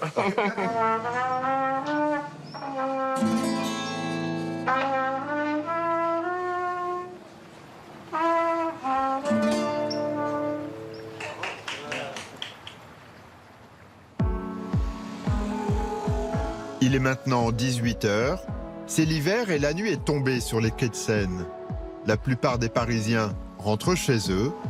D'autres, au contraire, viennent d'arriver à la péniche. Comme Raphaël et Claudie. Ils ont 32 et 27 ans et ils ont tous les deux une vie professionnelle bien remplie. Mais tous les jeudis, ils viennent ici pour servir les repas aux bénéficiaires. Alors, le challenge, là, c'est de ne pas s'enverser sur soi. Ah oui, vous n'avez pas mis la tenue adéquate pour la soupe, là. Faut faire attention. Vous faites quoi dans la vie? Je suis ingénieure. Vous êtes ingénieur? Donc c'est ce qui s'appelle un vrai travail bien prenant. Un travail prenant, c'est sûr, oui. Mais vous êtes quand même bénévole. Oui, ça me tient à cœur. Aujourd'hui, vous avez travaillé? Oui. Et après votre journée de travail, au lieu de vous reposer chez vous, tranquille, dans le canapé, vous venez ici, vous? Je me repose les autres soirs. Oui, mais c'est pas hyper reposant ici, quand même. C'est dur, on le voit bien, c'est quand même du boulot. Ouais. Ah bah oui, c'est sûr, c'est prenant. Mais c'est vrai que bon, c'est gratifiant de pouvoir aider les autres et on passe des super moments avec les bénévoles. Donc c'est vraiment chouette, c'est ça que j'aime et ça me motive en fait pour venir. Raphaël, lui, dans la vraie vie, est conseiller pour des laboratoires informatiques. Mais lui aussi, chaque semaine, il retrousse ses manches dans les cuisines de la péniche. On reprend dans même pas 5 minutes et on lance. Raphaël est arrivé ici la première fois il y a 14 ans. Mais à cause de son travail, il a dû s'éloigner de la péniche pendant quelques années. Mais dès qu'il a pu, il est revenu derrière les fourneaux. La péniche lui manquait trop. Vous venez pas que pour eux, en fait. Vous venez pour vous aussi. On vient en fait forcément un peu pour nous. Quand on a un engagement, c'est jamais totalement pour quelqu'un d'autre. Donc on vient aussi ici, on a le choix. On aurait pu venir à plein d'autres endroits, mais on choisit de venir ici. Mais lorsqu'on vient ici, on se construit aussi. Pourquoi? Parce que ce qu'ils vous renvoient, les personnes accueillies, c'est ça? Par exemple, ça peut être ça. Ça peut être aussi sur l'action. Ça peut faire réfléchir sur la manière dont on consomme. Ça peut faire réfléchir sur la manière dont cette société travaille. Ça peut faire réfléchir sur tout un tas de choses, en fait. Et c'est pas pour rien. Il y a aussi des écoles qui envoient des étudiants ici pour des stages parce que justement, ça leur permet de se construire. Ça leur permet de comprendre comment notre société fonctionne. Ça veut dire, vous qui êtes pas mal pris, qui avez aussi dans votre activité, vous êtes malgré tout ici bénévole. Ça veut dire que quand on veut, on peut, en fait. C'est pas juste une question de se dire « j'ai pas le temps ». Pour vous, c'est pas une bonne excuse, ça? C'est pas une raison d'excuse, c'est que en fait, chaque personne va avoir ses priorités. Je vais pas blâmer les personnes qui ne peuvent pas venir. Mais par contre, les personnes qui veulent faire quelque chose, les personnes qui ont du temps, les personnes qui veulent finalement faire peut-être un premier pas, bah, je leur dirais finalement venez, testez, et vous allez voir qu'au fur et à mesure, ça va devenir naturel et vous resterez en fait. Parce qu'on y est bien. On y est bien à la péniche. La force de l'engagement, le sentiment d'être utile, c'est ça, le bénévolat au resto. Pendant qu'en cuisine, les bénévoles finissent de préparer le repas, dans la grande salle, ça s'active aussi. Et c'est Sophie qui est à la manœuvre. C'est le grand ménage? Ah oui, très important. Covid oblige, on a vraiment revu nos normes d'hygiène plus. Ça a changé beaucoup de choses, le Covid? Ouais, alors en termes de nettoyage, mais alors surtout en termes d'organisation. Parce que là, c'est le réfectoire, c'est ça? Exactement, le réfectoire. D'habitude, c'est notre seule pièce à vivre où on peut être tous réunis. Et là, un jauge oblige, il n'y a que 22 personnes qui peuvent être ici. Parce que d'habitude, tout le monde mange ensemble. Là, on voit les tables sont un peu espacées. On a tout réaménagé exprès, voilà. Il faut maintenir les distances, donc on fait des doubles services de repas. Il faut pas arrêter de travailler, hein? Pardon, non, mais alors, vrai, ça va pas se nettoyer comme ça. Et ce côté, du coup, moins convivial, ouais. C'est moins l'esprit resto, quand même. La fameuse salle de café où on prend le café. C'est un peu ça, les restos où on discute, on prend le temps, on papote. Oui, c'est vraiment l'aspect principal. Oui. Enfin, c'est vrai que les bénévoles, on est vraiment là pour créer du lien social avec les personnes. Et là, on essaie de continuer malgré toutes les distanciations. C'est vrai que c'est un peu moins sympa, on va pas se mentir, mais le cœur et le sourire sont toujours là. Donc on espère que ça reste quand même, que ça passe malgré les masques. Et pour apporter du sourire aux bénéficiaires, Sophie peut compter sur son binôme de ménage, un bénévole réputé pour mettre de la bonne humeur partout où il passe. On vous connaît, vous? Ah bon? On se connaît, non? Mais ça fait longtemps que vous êtes bénévole? Ça fait 1 an et demi. 1 an et demi? L'univers de Willy Rovelli, c'est plutôt le spectacle et les plateaux de télévision. Mais un soir de Noël, l'humoriste a ressenti le besoin de se rendre utile. La péniche l'a invité à monter à bord. Il n'est plus jamais reparti. Au début, les bénéficiaires, ils savaient qui vous étiez ou pas? Alors, il y en a quelques-uns comme ça qui m'ont un peu repéré tout de suite et qui se sont dit mais... Qu'est-ce qu'il fait là? Qu'est-ce qu'il fout là? Regardez, il recherchait un peu les caméras, dit peut-être que c'est vidéo gag. Ou surprise, surprise. Et puis, non, après, j'aurais tout de suite dit, non, enfin voilà, je suis un bénévole comme les autres. Comme les autres. Comme les autres. Et puis voilà, il y a eu un petit truc un peu comme ça, là, un petit peu quelques questions au début, mais rien de méchant. Ils étaient étonnés, mais puis après c'était dans le bon sens du terme, quoi. Dire c'est cool, même si toi tu prends le temps de venir, ça veut dire que tout le monde peut prendre le temps de venir. Donc voilà. Donc depuis 1 an et demi, vous venez une fois par semaine. Alors oui, pendant le premier confinement, j'étais venue tous les soirs pendant 1 mois et demi. Je venais tous les soirs parce qu'il manquait un petit peu de bénévoles à ce moment-là. Et puis, depuis, oui, c'est 1 fois par semaine, c'est le minimum, quoi, parce que du coup, il y a beaucoup de bénévoles maintenant, donc ça, c'est bien. Il y en a vraiment pas mal qui ont décidé de venir, de rejoindre la péniche, donc du coup, maintenant, il y a une espèce de roulement, même entre nous, même quand on a un petit peu le temps. On se demande aux autres, est-ce que toi, tu veux venir à ma place? Voilà, comme ça, on essaie que tout le monde vienne un petit peu, parce que c'est... Je pense qu'il y a... Enfin, je sais qu'on est content de venir, voilà. Je sais que les bénéficiaires ont besoin de nous. Mais quelque part, nous aussi, on a besoin de venir. Voilà. Pourquoi? Ça vous apporte quoi, vous, de venir ici, en tant que bénévole? D'abord, ça vous permet de relativiser sur beaucoup de choses. Beaucoup de choses.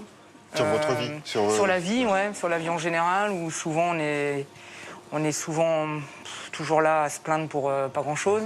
Bon, c'est la vie, on est des râleurs, hein, mais... Donc parfois, quand tu repars d'ici, tu relativises un peu les choses. Les pieds un peu plus sur terre. On a un peu les pieds sur terre, ou sur la mer, hein, ou sur la Seine. Mais voilà, ouais. On redescend un peu, puis on se dit, bon, voilà, c'est... Et puis, forcément, au bout d'un moment, comme je disais tout à l'heure, il se crée des choses entre nous tous. Donc ça enrichit aussi. Puis il y a des parcours de vie chez certaines personnes qui sont ici, quand on prend le temps de discuter. Donc vous donnez, mais vous recevez. Oui. Non, là, franchement, c'est vraiment donnant-donnant. Quand on se quitte le soir, souvent, ils nous disent merci. Enfin, pas souvent, ils nous disent tout le temps merci.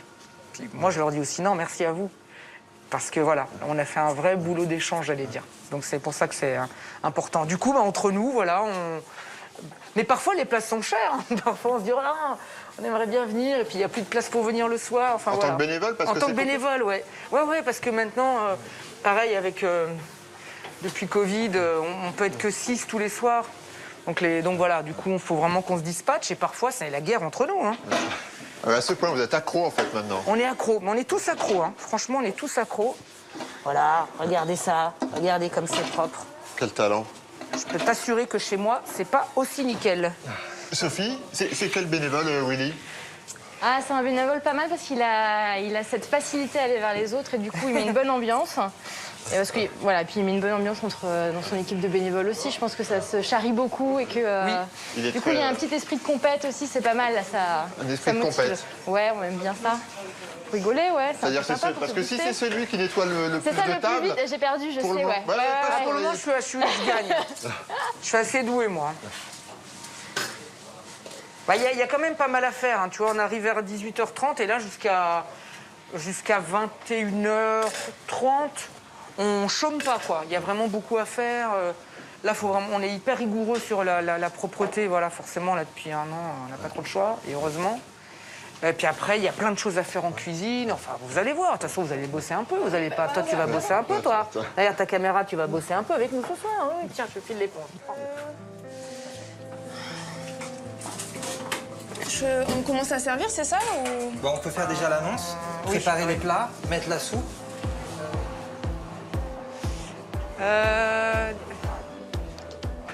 En entrée, il y a soupe et il y a aussi de l'hareng. Tu veux manger de l'hareng?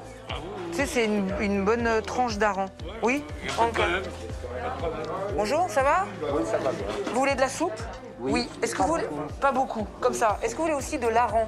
Oui. Oui, c'est très bien. Et courageux, il n'y a que des hommes courageux. Vous voulez de l'hareng aussi? Oui. Oui, dis-donc, 3 harengs. Les 80, boulgour, c'était 70. Écoutez, à la surprise générale, tout le monde veut du hareng. Il n'y a que la dorade, finalement, qu'il faut continuer. Donc on peut lancer, en tout cas, ceux qui veulent du boulgour et de la brandade. Et pour la dorade... Willy est un bénévole comme les autres. Il y tient. Et ça tombe bien, au resto, les seules stars, ce sont les bénéficiaires. De toute façon, en cuisine, c'est pas lui le chef. Bizarrement, les gens n'ont pas très envie que je me mette au fourneau. C'est bizarre, la vie, hein? C'est étrange, très étrange.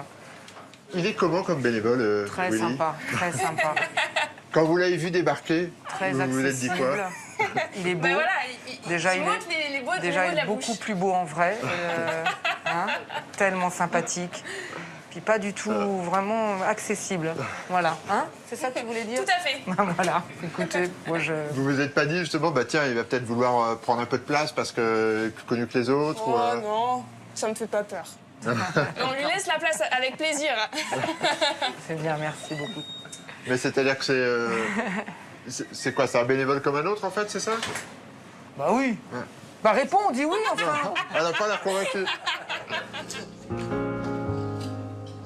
Une nouvelle journée se termine à bord de la péniche du Cœur. Et dans quelques mois, passagers et membres d'équipage auront une belle surprise. La péniche va déménager. Un nouveau bateau sera mis à l'eau, plus grand et plus moderne, pour aider les bénéficiaires à voguer loin des galères. Car vous allez voir qu'il pourrait parfois suffire de quelques mètres carrés en plus pour tout changer. J'ai toujours rêvé de dire chaud. Too fast or too slow. Retour une dernière fois au petit centre des restos de Neuilly-sur-Marne. Avec Patrice Douré, le président des restos, vous allez comprendre pourquoi, ici aussi, les bénévoles aimeraient bien pouvoir offrir aux bénéficiaires un local un peu plus grand. Tu es enseignante, c'est-à-dire qu'il y a une activité professionnelle aujourd'hui. Oui, je suis professeure des écoles en petite section et Oui. j'ai la direction de l'école aussi. D'accord. À Mais Neuilly-sur-Marne. comment tu trouves le temps pour venir du coup? Eh bien, je trouve le temps parce que j'aime les autres. Oui. Voilà, donc je donne aux autres à l'école et puis je donne aux autres. Donc après une journée de travail dans une école, ce qui n'est pas non plus le métier le plus calme, donc tu as le temps de venir faire du bénévolat. C'est le soir, le samedi? En fait, je suis là le mercredi quand je Ouais. travaille pas, le samedi matin quand je travaille pas, le jeudi et le vendredi soir après la classe. Et donc là, vous êtes en distribution en colis de dépannage, puisque la place et les conditions sanitaires font qu'on ne peut pas aujourd'hui accompagner les personnes dans le centre. Exactement, on peut pas faire sous Ouais. forme d'épicerie avec des points. Bonjour. On est toujours là un petit peu. Bonjour. Ça va, ça se passe bien? Je vous interromps, désolé, hein, mais ça, Voilà, mais- ça a l'air d'être pleine d'activité là. Oui, mais on continuera. Hein, de toute façon. Et- Merci Logan. Ça se passe comment ici? C'est pas très grand, non? Alors, ça serait mieux si c'était plus grand. Surtout Ouais. qu'on a plein de bonne volonté avec des vêtements, des choses comme ça. Mais après, la place est exiguë. Et puis, bah, voilà, il faut faire respecter les consignes d'hygiène. Et puis, voilà. Le plus grand, ce serait mieux. Mais c'est déjà ça. Non. C'est quoi le problème quand un centre comme celui-ci est pas assez grand, entre guillemets? Ben, le problème, c'est qu'on ne peut réaliser qu'une activité de distribution alimentaire dégradée, c'est-à-dire qu'on ne peut pas aller au-delà de l'aide alimentaire de qualité que l'on peut faire là où on a la place. Quand on n'a pas la place, on ne peut pas accueillir dans ce qu'on appelle un coin café. Aujourd'hui, les mesures sanitaires ne nous permettent pas de le faire non plus, mais ce coin café, c'est ce qui permet d'échanger. Là, on le voit dehors, il y a une espèce de barnum. Alors, vous apportez, on vous a vu un petit peu de viennoiserie ou un peu le café. Ça, c'est important. Ça, c'est l'esprit resto, ça. C'est indispensable. C'est le côté indispensable qui permet aux bénévoles de faire connaissance, de gagner la confiance des personnes qui viennent nous voir, de détecter les besoins pour pouvoir proposer autre chose que la distribution alimentaire. Parce que ces personnes-là ont peut-être besoin d'un accès au droit, de pouvoir s'inscrire quelque part, de pouvoir accéder à du soutien scolaire. Et aujourd'hui, on n'a pas forcément ce temps d'échange et de convivialité. C'est une vraie rupture de l'isolement. On n'a pas ce temps d'échange qui ne nous permet pas non plus, en plus de la place, d'organiser ces activités. Parce que là, par exemple, il y a un atelier coiffure ici? Non. Il y a un vestiaire? Non. Il y a un atelier informatique? Et non. Il y a un atelier juridique? Et non. Pas d'atelier d'alphabétisation? Et non. Et il n'y a pas de salle de café? Et pour résumer, pas de place. Mais alors, qu'est-ce qu'on peut faire alors? Qu'est-ce qu'il faut faire? C'est notre principal problème aujourd'hui. Aujourd'hui, nous avons besoin de locaux qui soient conformes, qui permettent d'assurer toutes ces activités. On a déjà lancé des appels au gouvernement et il faut un message plus fort aux préfectures pour nous aider à trouver des locaux. Les mairies doivent être mobilisées. Les collectivités locales doivent se mobiliser pour que dans les prochains mois, nous puissions avoir des locaux qui nous permettent une fois de plus, d'accueillir dignement et de pouvoir réaliser ces activités. C'est un vrai appel que nous lançons. Il faut vraiment une aide beaucoup plus massive sur la question des locaux.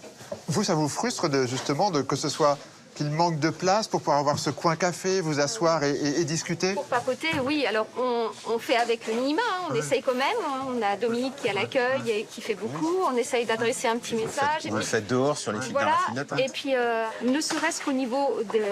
Quand on reçoit les commandes, il faut... La place, elle se gère. Il faut le stockage, il faut... voilà. Donc, c'est évident que la place, si on avait 2 fois plus grand, voilà. Et je sais de quoi je parle. C'est comme dans une classe. Quand on a de l'espace, on peut développer plus de choses. Et les enfants sont plus épanouis et apprennent mieux.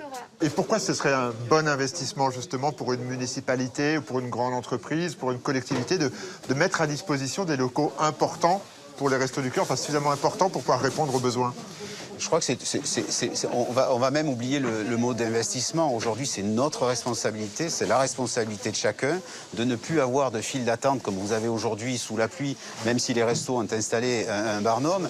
C'est notre responsabilité de pouvoir accueillir. Demain, nous aurons besoin, au-delà de l'aide alimentaire, de pouvoir faire de l'accompagnement. Pour nous, c'est assez frustrant parce que les Restaurants du Cœur mettent en place pas mal de belles actions que nous ne pouvons pas accueillir ici. Et c'est vrai que c'est un petit peu frustrant parce que, oui, manger, c'est essentiel. Mais il y a tellement d'autres choses qui pourraient être faites que pour nous... Et restons positifs, je suis persuadé qu'en nous écoutant, on aura certainement de belles propositions. Merci. Comme celui-ci, à Neuilly, il y a plus de 2000 centres des restos répartis sur tout le territoire. Et vous allez voir que même dans les endroits les plus reculés, les restos se sont mobilisés pour ne laisser personne sur le bord de la route.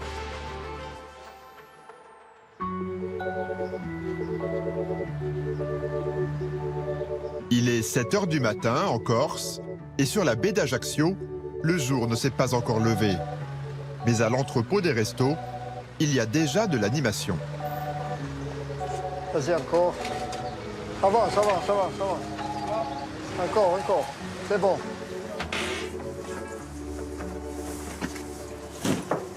Bonjour. Bonjour. Joël, Francis. Joël, bonjour. et Francis. Eh ben dis donc, vous êtes matinal, vous? Oui. Ça vaut mieux. C'est vrai? Parce qu'on va loin. Vu la tournée. On va loin, ça dure longtemps. Donc on ne sera pas rentré de bonne heure. Vous êtes matinal et actif. Voilà. Ouais. Retraité, actif. Ouais. Joël et Francis préparent une distribution pas comme les autres. Dans quelques heures, tous ces colis seront distribués dans les petits villages de montagne, directement au domicile des bénéficiaires. La camionnette de Francis va se transformer en petit centre itinérant. Vous pouvez me montrer ce qu'il y a dans l'un des cartons? Attendez, on va... Ouais, c'est un couteau. Hop. Ah oui, donc ça c'est la ration pour 15 jours pour une personne. Voilà. Produits d'hygiène, important les produits d'hygiène, on n'y pense pas assez peut-être. Hein. Et, ah bah oui, hein, on n'est pas n'importe où, un petit peu de charcuterie. Ouais. Et voilà, et tout de quoi faire des repas équilibrés. Un peu de pâté. Des pâtés, du fromage, des conserves. Après vous avez des légumes des féculents, des haricots verts. Du café. Donc tout ça, c'est pour une personne. Ça, c'est pour une personne. Et des cartons comme ça, il y en a combien? Là, on en a 50. 50? 49, j'en ai pris un en plus, quoi. Ouais. Donc ça, c'est un carton, une personne, 15 jours. Voilà. Et après, on changera. Là, il y a quoi dedans, là? Des légumes. Ah, ça, c'est le frais, les légumes. Des légumes. Ah ouais. Fruits et légumes. Et c'est vous qui avez tout mis dans les sacs? Ah ouais. Il y a toute une équipe. Hein. Ah ouais. Ah, donc tous les fruits, les légumes. Il faut préparer combien de temps à l'avance pour faire une tournée comme ça? Ah mais là... 3 jours. 3 jours à l'avance. Vous êtes combien de bénévoles? Ah ben avec une bonne dizaine. Une petite armée, quoi. Une bonne dizaine. 300 litres de lait et une tonne de marchandises plus tard, c'est parti pour un grand voyage sur les petites routes de Corse.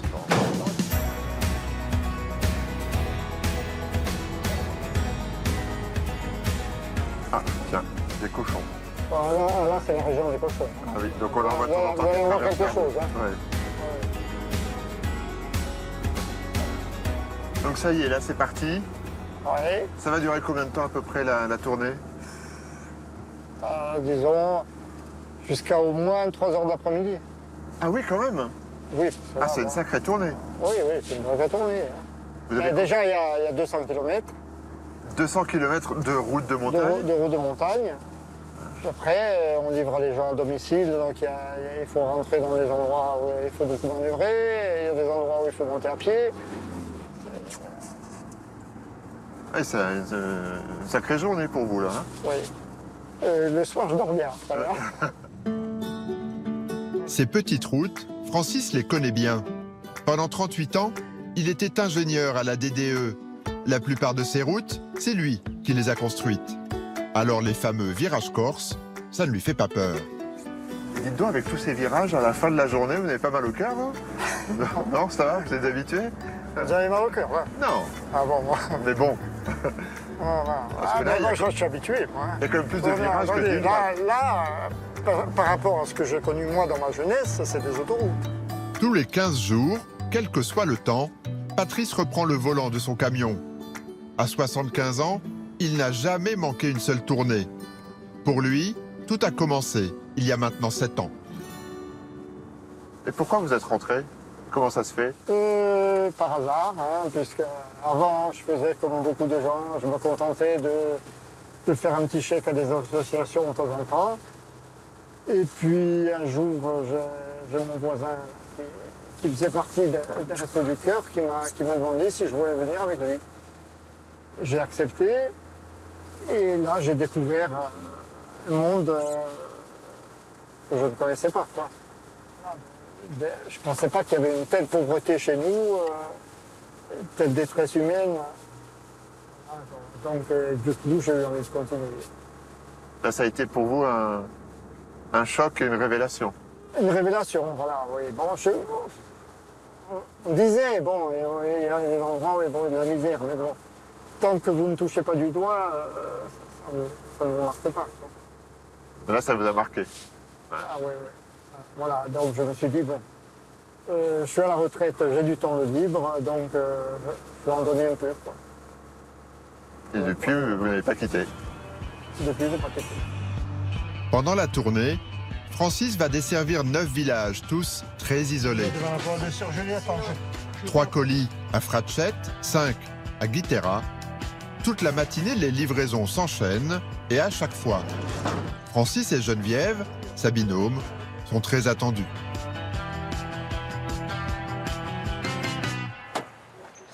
Ah, mais comme il y a le 4x4, ça va gêner. Ouais. Bonjour. Un petit coup de main, Geneviève. Ah, c'est sportif, les restos. Hein? Oui, on n'a pas besoin d'aller faire le jogging. C'est pour vous, monsieur? Oui. Ouais. Ça fait longtemps que vous êtes au Resto du Cœur? Depuis fin mars dernier, par rapport à la perte de mon emploi. Vous faisiez quoi? Je travaillais dans la restauration. Ah oui, donc vous, la Covid...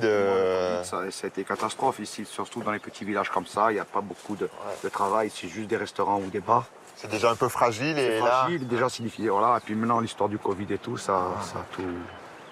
Et qui m'a poussé à demander l'aide des restos. À demander l'aide des restos du cœur, ouais. C'était... Vous avez hésité avant? Oui. Pourquoi? Disons, par fierté, comme on dit. Ouais. Ah, surtout chez nous, c'est un peu difficile, quoi. Dans les petits villages. Les petits villages et tout, bon, même s'il y a un peu d'entraide et tout, mais bon, ça compense, ça, voilà, c'est un plus, comme on dit. Ouais. Mais oser franchir la porte des restos, c'était pas simple, voilà, parce que... Ouais, voilà, ici, surtout dans les villages, tout le monde se connaît et tout, puis après, les gens n'osent pas trop, quoi. Ouais. Il faut faire les démarches et tout, et c'est quelqu'un qui m'a poussé, qui m'a dit, va voir, reste pas comme ça. Tout seul, vous n'auriez jamais osé franchir le pas? Non, tout seul, non, j'aurais jamais franchi le pas ici.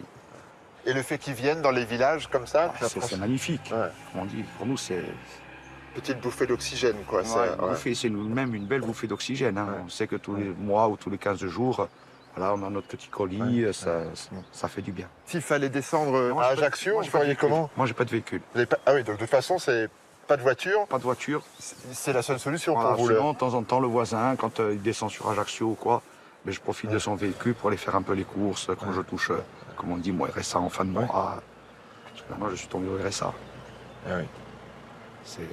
C'est dur. Là, franchement, c'est dur. Sans vous, là... C'est pour ça qu'on est là. Hein. Voilà. Ah ouais, comme j'ai dit. Hein. Si on peut donner un coup de main, on donne un coup de main. Hein. Ah, et puis ça fait du bien. Ça fait du bien au moral. Ça fait du bien au moral. De quoi? De voir qu'il y a des bénévoles qui se bougent, qui... Je ne regarde pas que moi, je dis, bon, il y a d'autres gens, il y a des gens plus âgés que moi, qui ne peuvent pas sortir de leur maison carrément. Heureusement qu'ils sont là. Quoi. Oui, il faut du porte-à-porte carrément. Et puis c'est l'aventure, on le voit, les petits villages, c'est les villages, la vraie Corse. C'est ici, on a un vrai Corse. Heureusement qu'ils sont là. Oui, c'est bien. Merci monsieur. Mais de rien. Au revoir et bon courage. Merci. J'aime bien. Voilà, j'ai fait le poil. Ok, merci.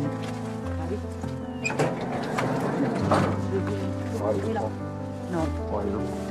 Merci. Allez, à bientôt. Merci, au revoir. Allez. Au revoir.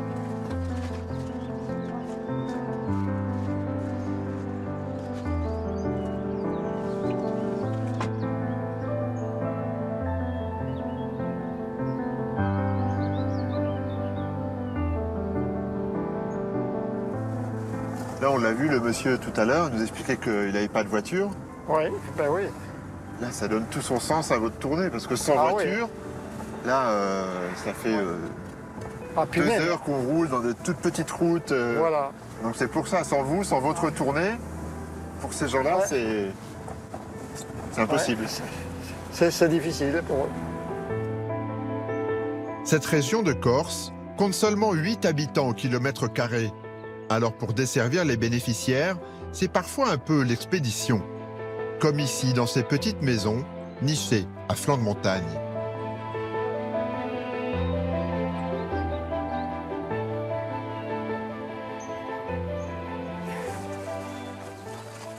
Je vous aide un peu parce que ça grimpe quand même, hein? Oui. Ah oui, quand on croit que c'est fini de grimper, ça grimpe encore. Là, il y a la dernière marche qui est très haute. Francis ne compte ni les marches, ni ses efforts. Parce qu'il sait qu'au bout du chemin, il y a Julia, une grand-mère de 79 ans. Ah oui, je comprends qu'elle n'aille pas chercher son paquet en bas. Hein. Come andiamo? Come vedo te? Ah, t'as dit quelque chose, domandavi? Chi ti sta scherzo? Oui. Scusa lei. T'as d'une équipe de télévision qui. Bonjour madame. Cos'è sala sur la table? Alors? C'è un congelato, mettete un congelatore. Hein? Vous, Io ho congelato. Ah oui. vous parlez en corse entre vous? Oui. Et par qui? Entre vous, oui, voilà, c'est... Eh bien, il est de ma région. C'est vrai? Eh oui, puisqu'il est du Haut-Arabon lui aussi. Non, moi non.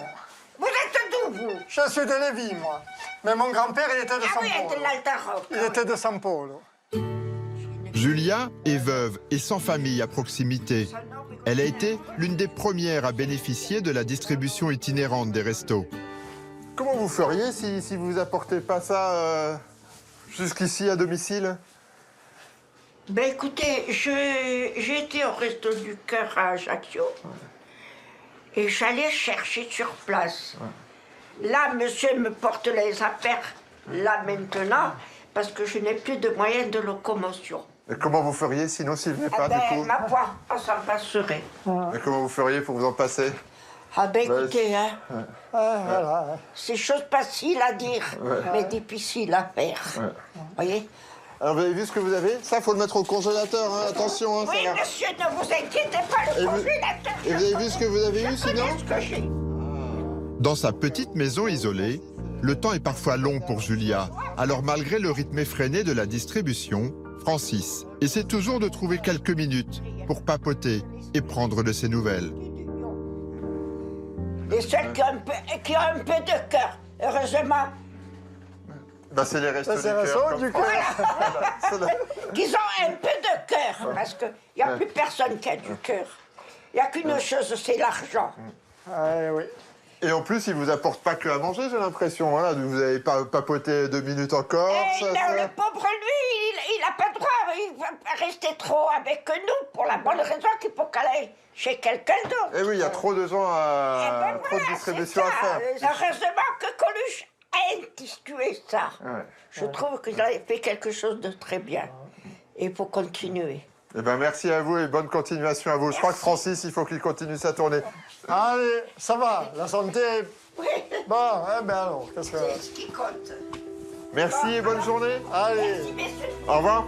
Au revoir. Dans 15 jours.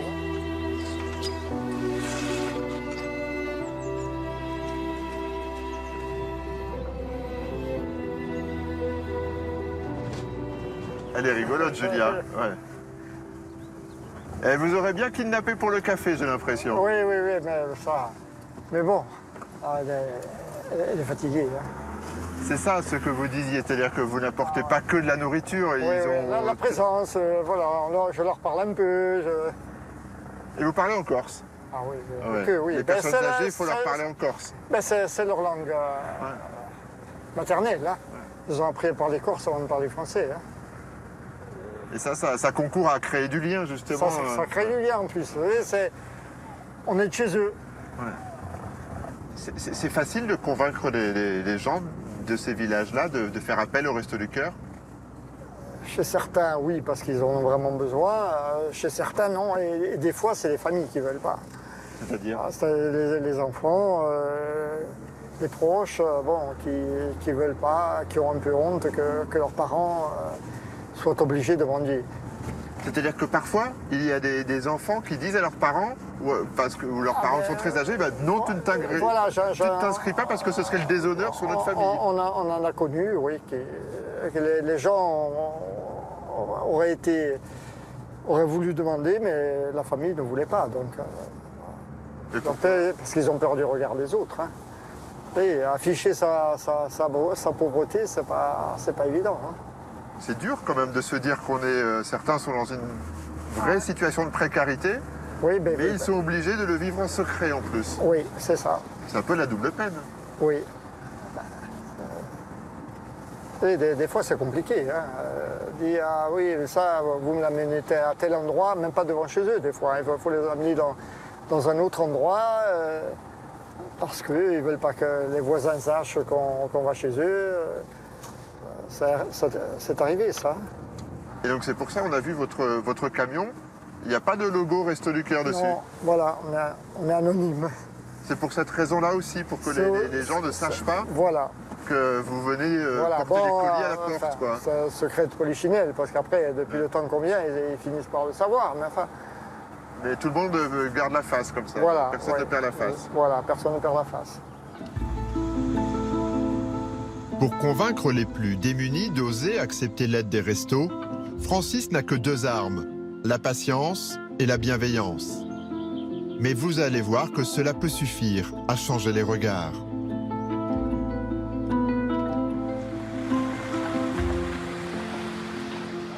Au village suivant, 2 hommes, 2 solides gaillards, attendent le camion de Francis.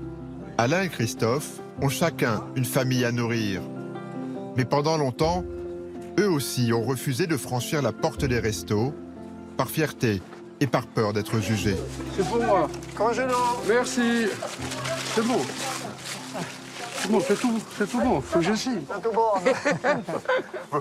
Vous, ça fait combien de temps que vous venez au resto? Nous, ça va faire avec ma femme, ça va faire 4 ans. Dans certains villages, il y a beaucoup de gens qui n'osent pas dire qu'ils sont au Resto du Cœur. Vous, c'est difficile, c'est très dur. Ouais. C'est très très dur parce que bon, on se sent diminué par rapport aux autres. On se sent inférieur, on se sent... Inférieur, parce que là, on vous voit, vous êtes gaillard quand même. Oui, mais gaillard, oui, voilà, mais quand on ne peut pas exploiter tout ça, ça devient... c'est pesant. Voilà, très très pesant. Excusez-moi. Vous avez un... Non, ça va aller. Non, c'est juste... Alors, comment vous feriez s'il n'y avait pas tout ça? Je peux pas vous dire. Ah oui, tu m'as dit. Je peux pas vous dire. À ce point? À ce point-là, je peux pas vous dire comment on pourrait faire. Ça aide énormément. Ça aide énormément. Jamais vous n'aviez imaginé... Non, jamais. Jamais j'aurais imaginé de me retrouver au resto, Pour moi, mendier Pour vous, c'est mendier. Voilà. Mais c'est pas mendier, vous avez le droit. Enfin, je veux dire, vous avez besoin d'aide. Besoin d'aide, oui, mais quand... on a besoin d'aide aussi en tant que pour travailler. Ouais. On a besoin de travailler, on a besoin de se sentir vivant d'un côté.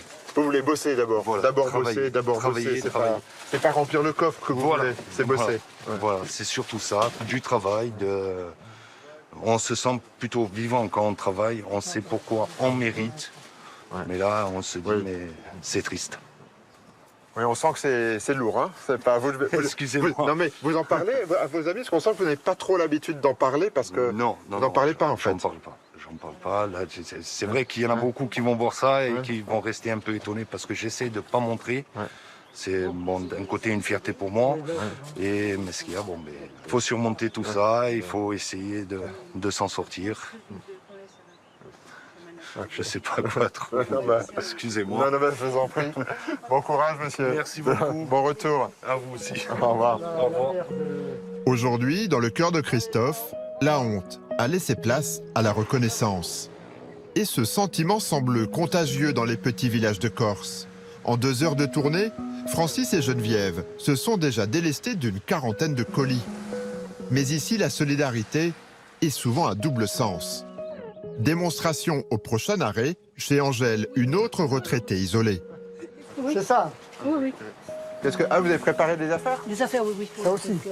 Ah, parce que vous recevez à manger, mais en plus vous leur préparez pour qu'ils repartent avec des habits, c'est ça? Voilà. Ah, d'accord. Exact. C'est des habits, mais vous les avez trouvés où, ces habits? On les a donnés, puis on m'a dit, comme pour les Restos du Cœur, tout ça. Voilà. Ah bah d'accord, du coup c'est Un traité pour un rendu. Voilà. Oui. C'est la chaîne qui continue, quoi. C'est vrai. Il y a le carton aussi? Le carton aussi, oui. Alors, allez, je vais me sacrifier, le carton, je vais vous aider. Merci. Hop. Il y a quoi dedans? Oh là là, mais c'est de la laine. C'est le pot de laine. Très bien, ça. Vous tricotez, mais vous préférez que ça aille au Resto du Cœur quand même. Voilà, oui. Si ça peut leur rendre service, ça me fait plaisir. Et puis comme ça, voilà, vous recevez, mais vous donnez en même temps. Exact. Eh bien, merci pour eux. Voilà. Au revoir. Bon, j'ai pris le plus léger, hein. Ouais, j'ai vu, ouais. C'est parisien, alors pire que les Toujours Corses. dans les bons plans. Hein. Pire que les Corses. La tournée de Patrice et Geneviève va encore durer 1 heure. En tout, 50 familles et plus de 60 bénéficiaires dans les petits villages corses recevront aujourd'hui, beaucoup plus qu'un colis, un geste d'espoir et de solidarité. Et partout en France, du plus petit centre à la grande scène des Enfoirés, tous se mobilisent sans compter pour rester, quoi qu'il arrive, à côté de vous. Bonsoir Sophie. Bonsoir Anne-Claire. Alors chez les Restos, c'est vous qui vous occupez de cette énorme machine que sont les Enfoirés. Et cette année, ça a été encore moins simple que d'habitude. Ça a été effectivement une année compliquée, mais ça y est, c'est derrière nous. Voilà, formidable. On a réussi notre challenge, donc on a fait des choses très concrètes. On s'est beaucoup testé et puis surtout, on a respecté les gestes barrières. Et tout le monde a fait très attention en amont. Et tout le monde a joué le jeu et on dit toujours que les Enfoirés, c'est une grande famille. Cette année, encore plus, parce que vraiment tout le monde a eu à cœur qu'on aille jusqu'au bout de notre mission, faire ce spectacle que vous venez de voir. On l'a réussi. Racontez-nous ce qui ne se passerait pas si les Enfoirés n'étaient pas là. Eh ben, déjà, ce qu'on peut dire, c'est que cette année, sans la billetterie, c'est 5,2 millions de recettes en moins. Et ça ne veut rien dire des recettes. Ça veut dire 5,2 millions de repas en moins. Voilà, et donc forcément, si on n'arrive pas au bout de notre mission de faire ce spectacle, c'est forcément un manque à gagner très important sur l'aide qu'on peut apporter aux gens. Et les Enfoirés, ça ne sert qu'à ça. Le travail et l'investissement des artistes ne servent qu'à ça. Et chaque année, on a à cœur de challenger tous nos partenaires médias comme TF1, mais aussi tous les autres qui nous accompagnent depuis de nombreuses années, à faire toujours mieux pour pouvoir toujours faire plus. Merci beaucoup Sophie. Et on rappelle le plus important, le DVD, le CD à vendre à partir de demain. Un CD acheté, c'est 17 repas offerts au Resto du Cœur. Merci beaucoup de nous avoir suivis. Très belle nuit à vous. Et n'oubliez pas, on compte sur vous.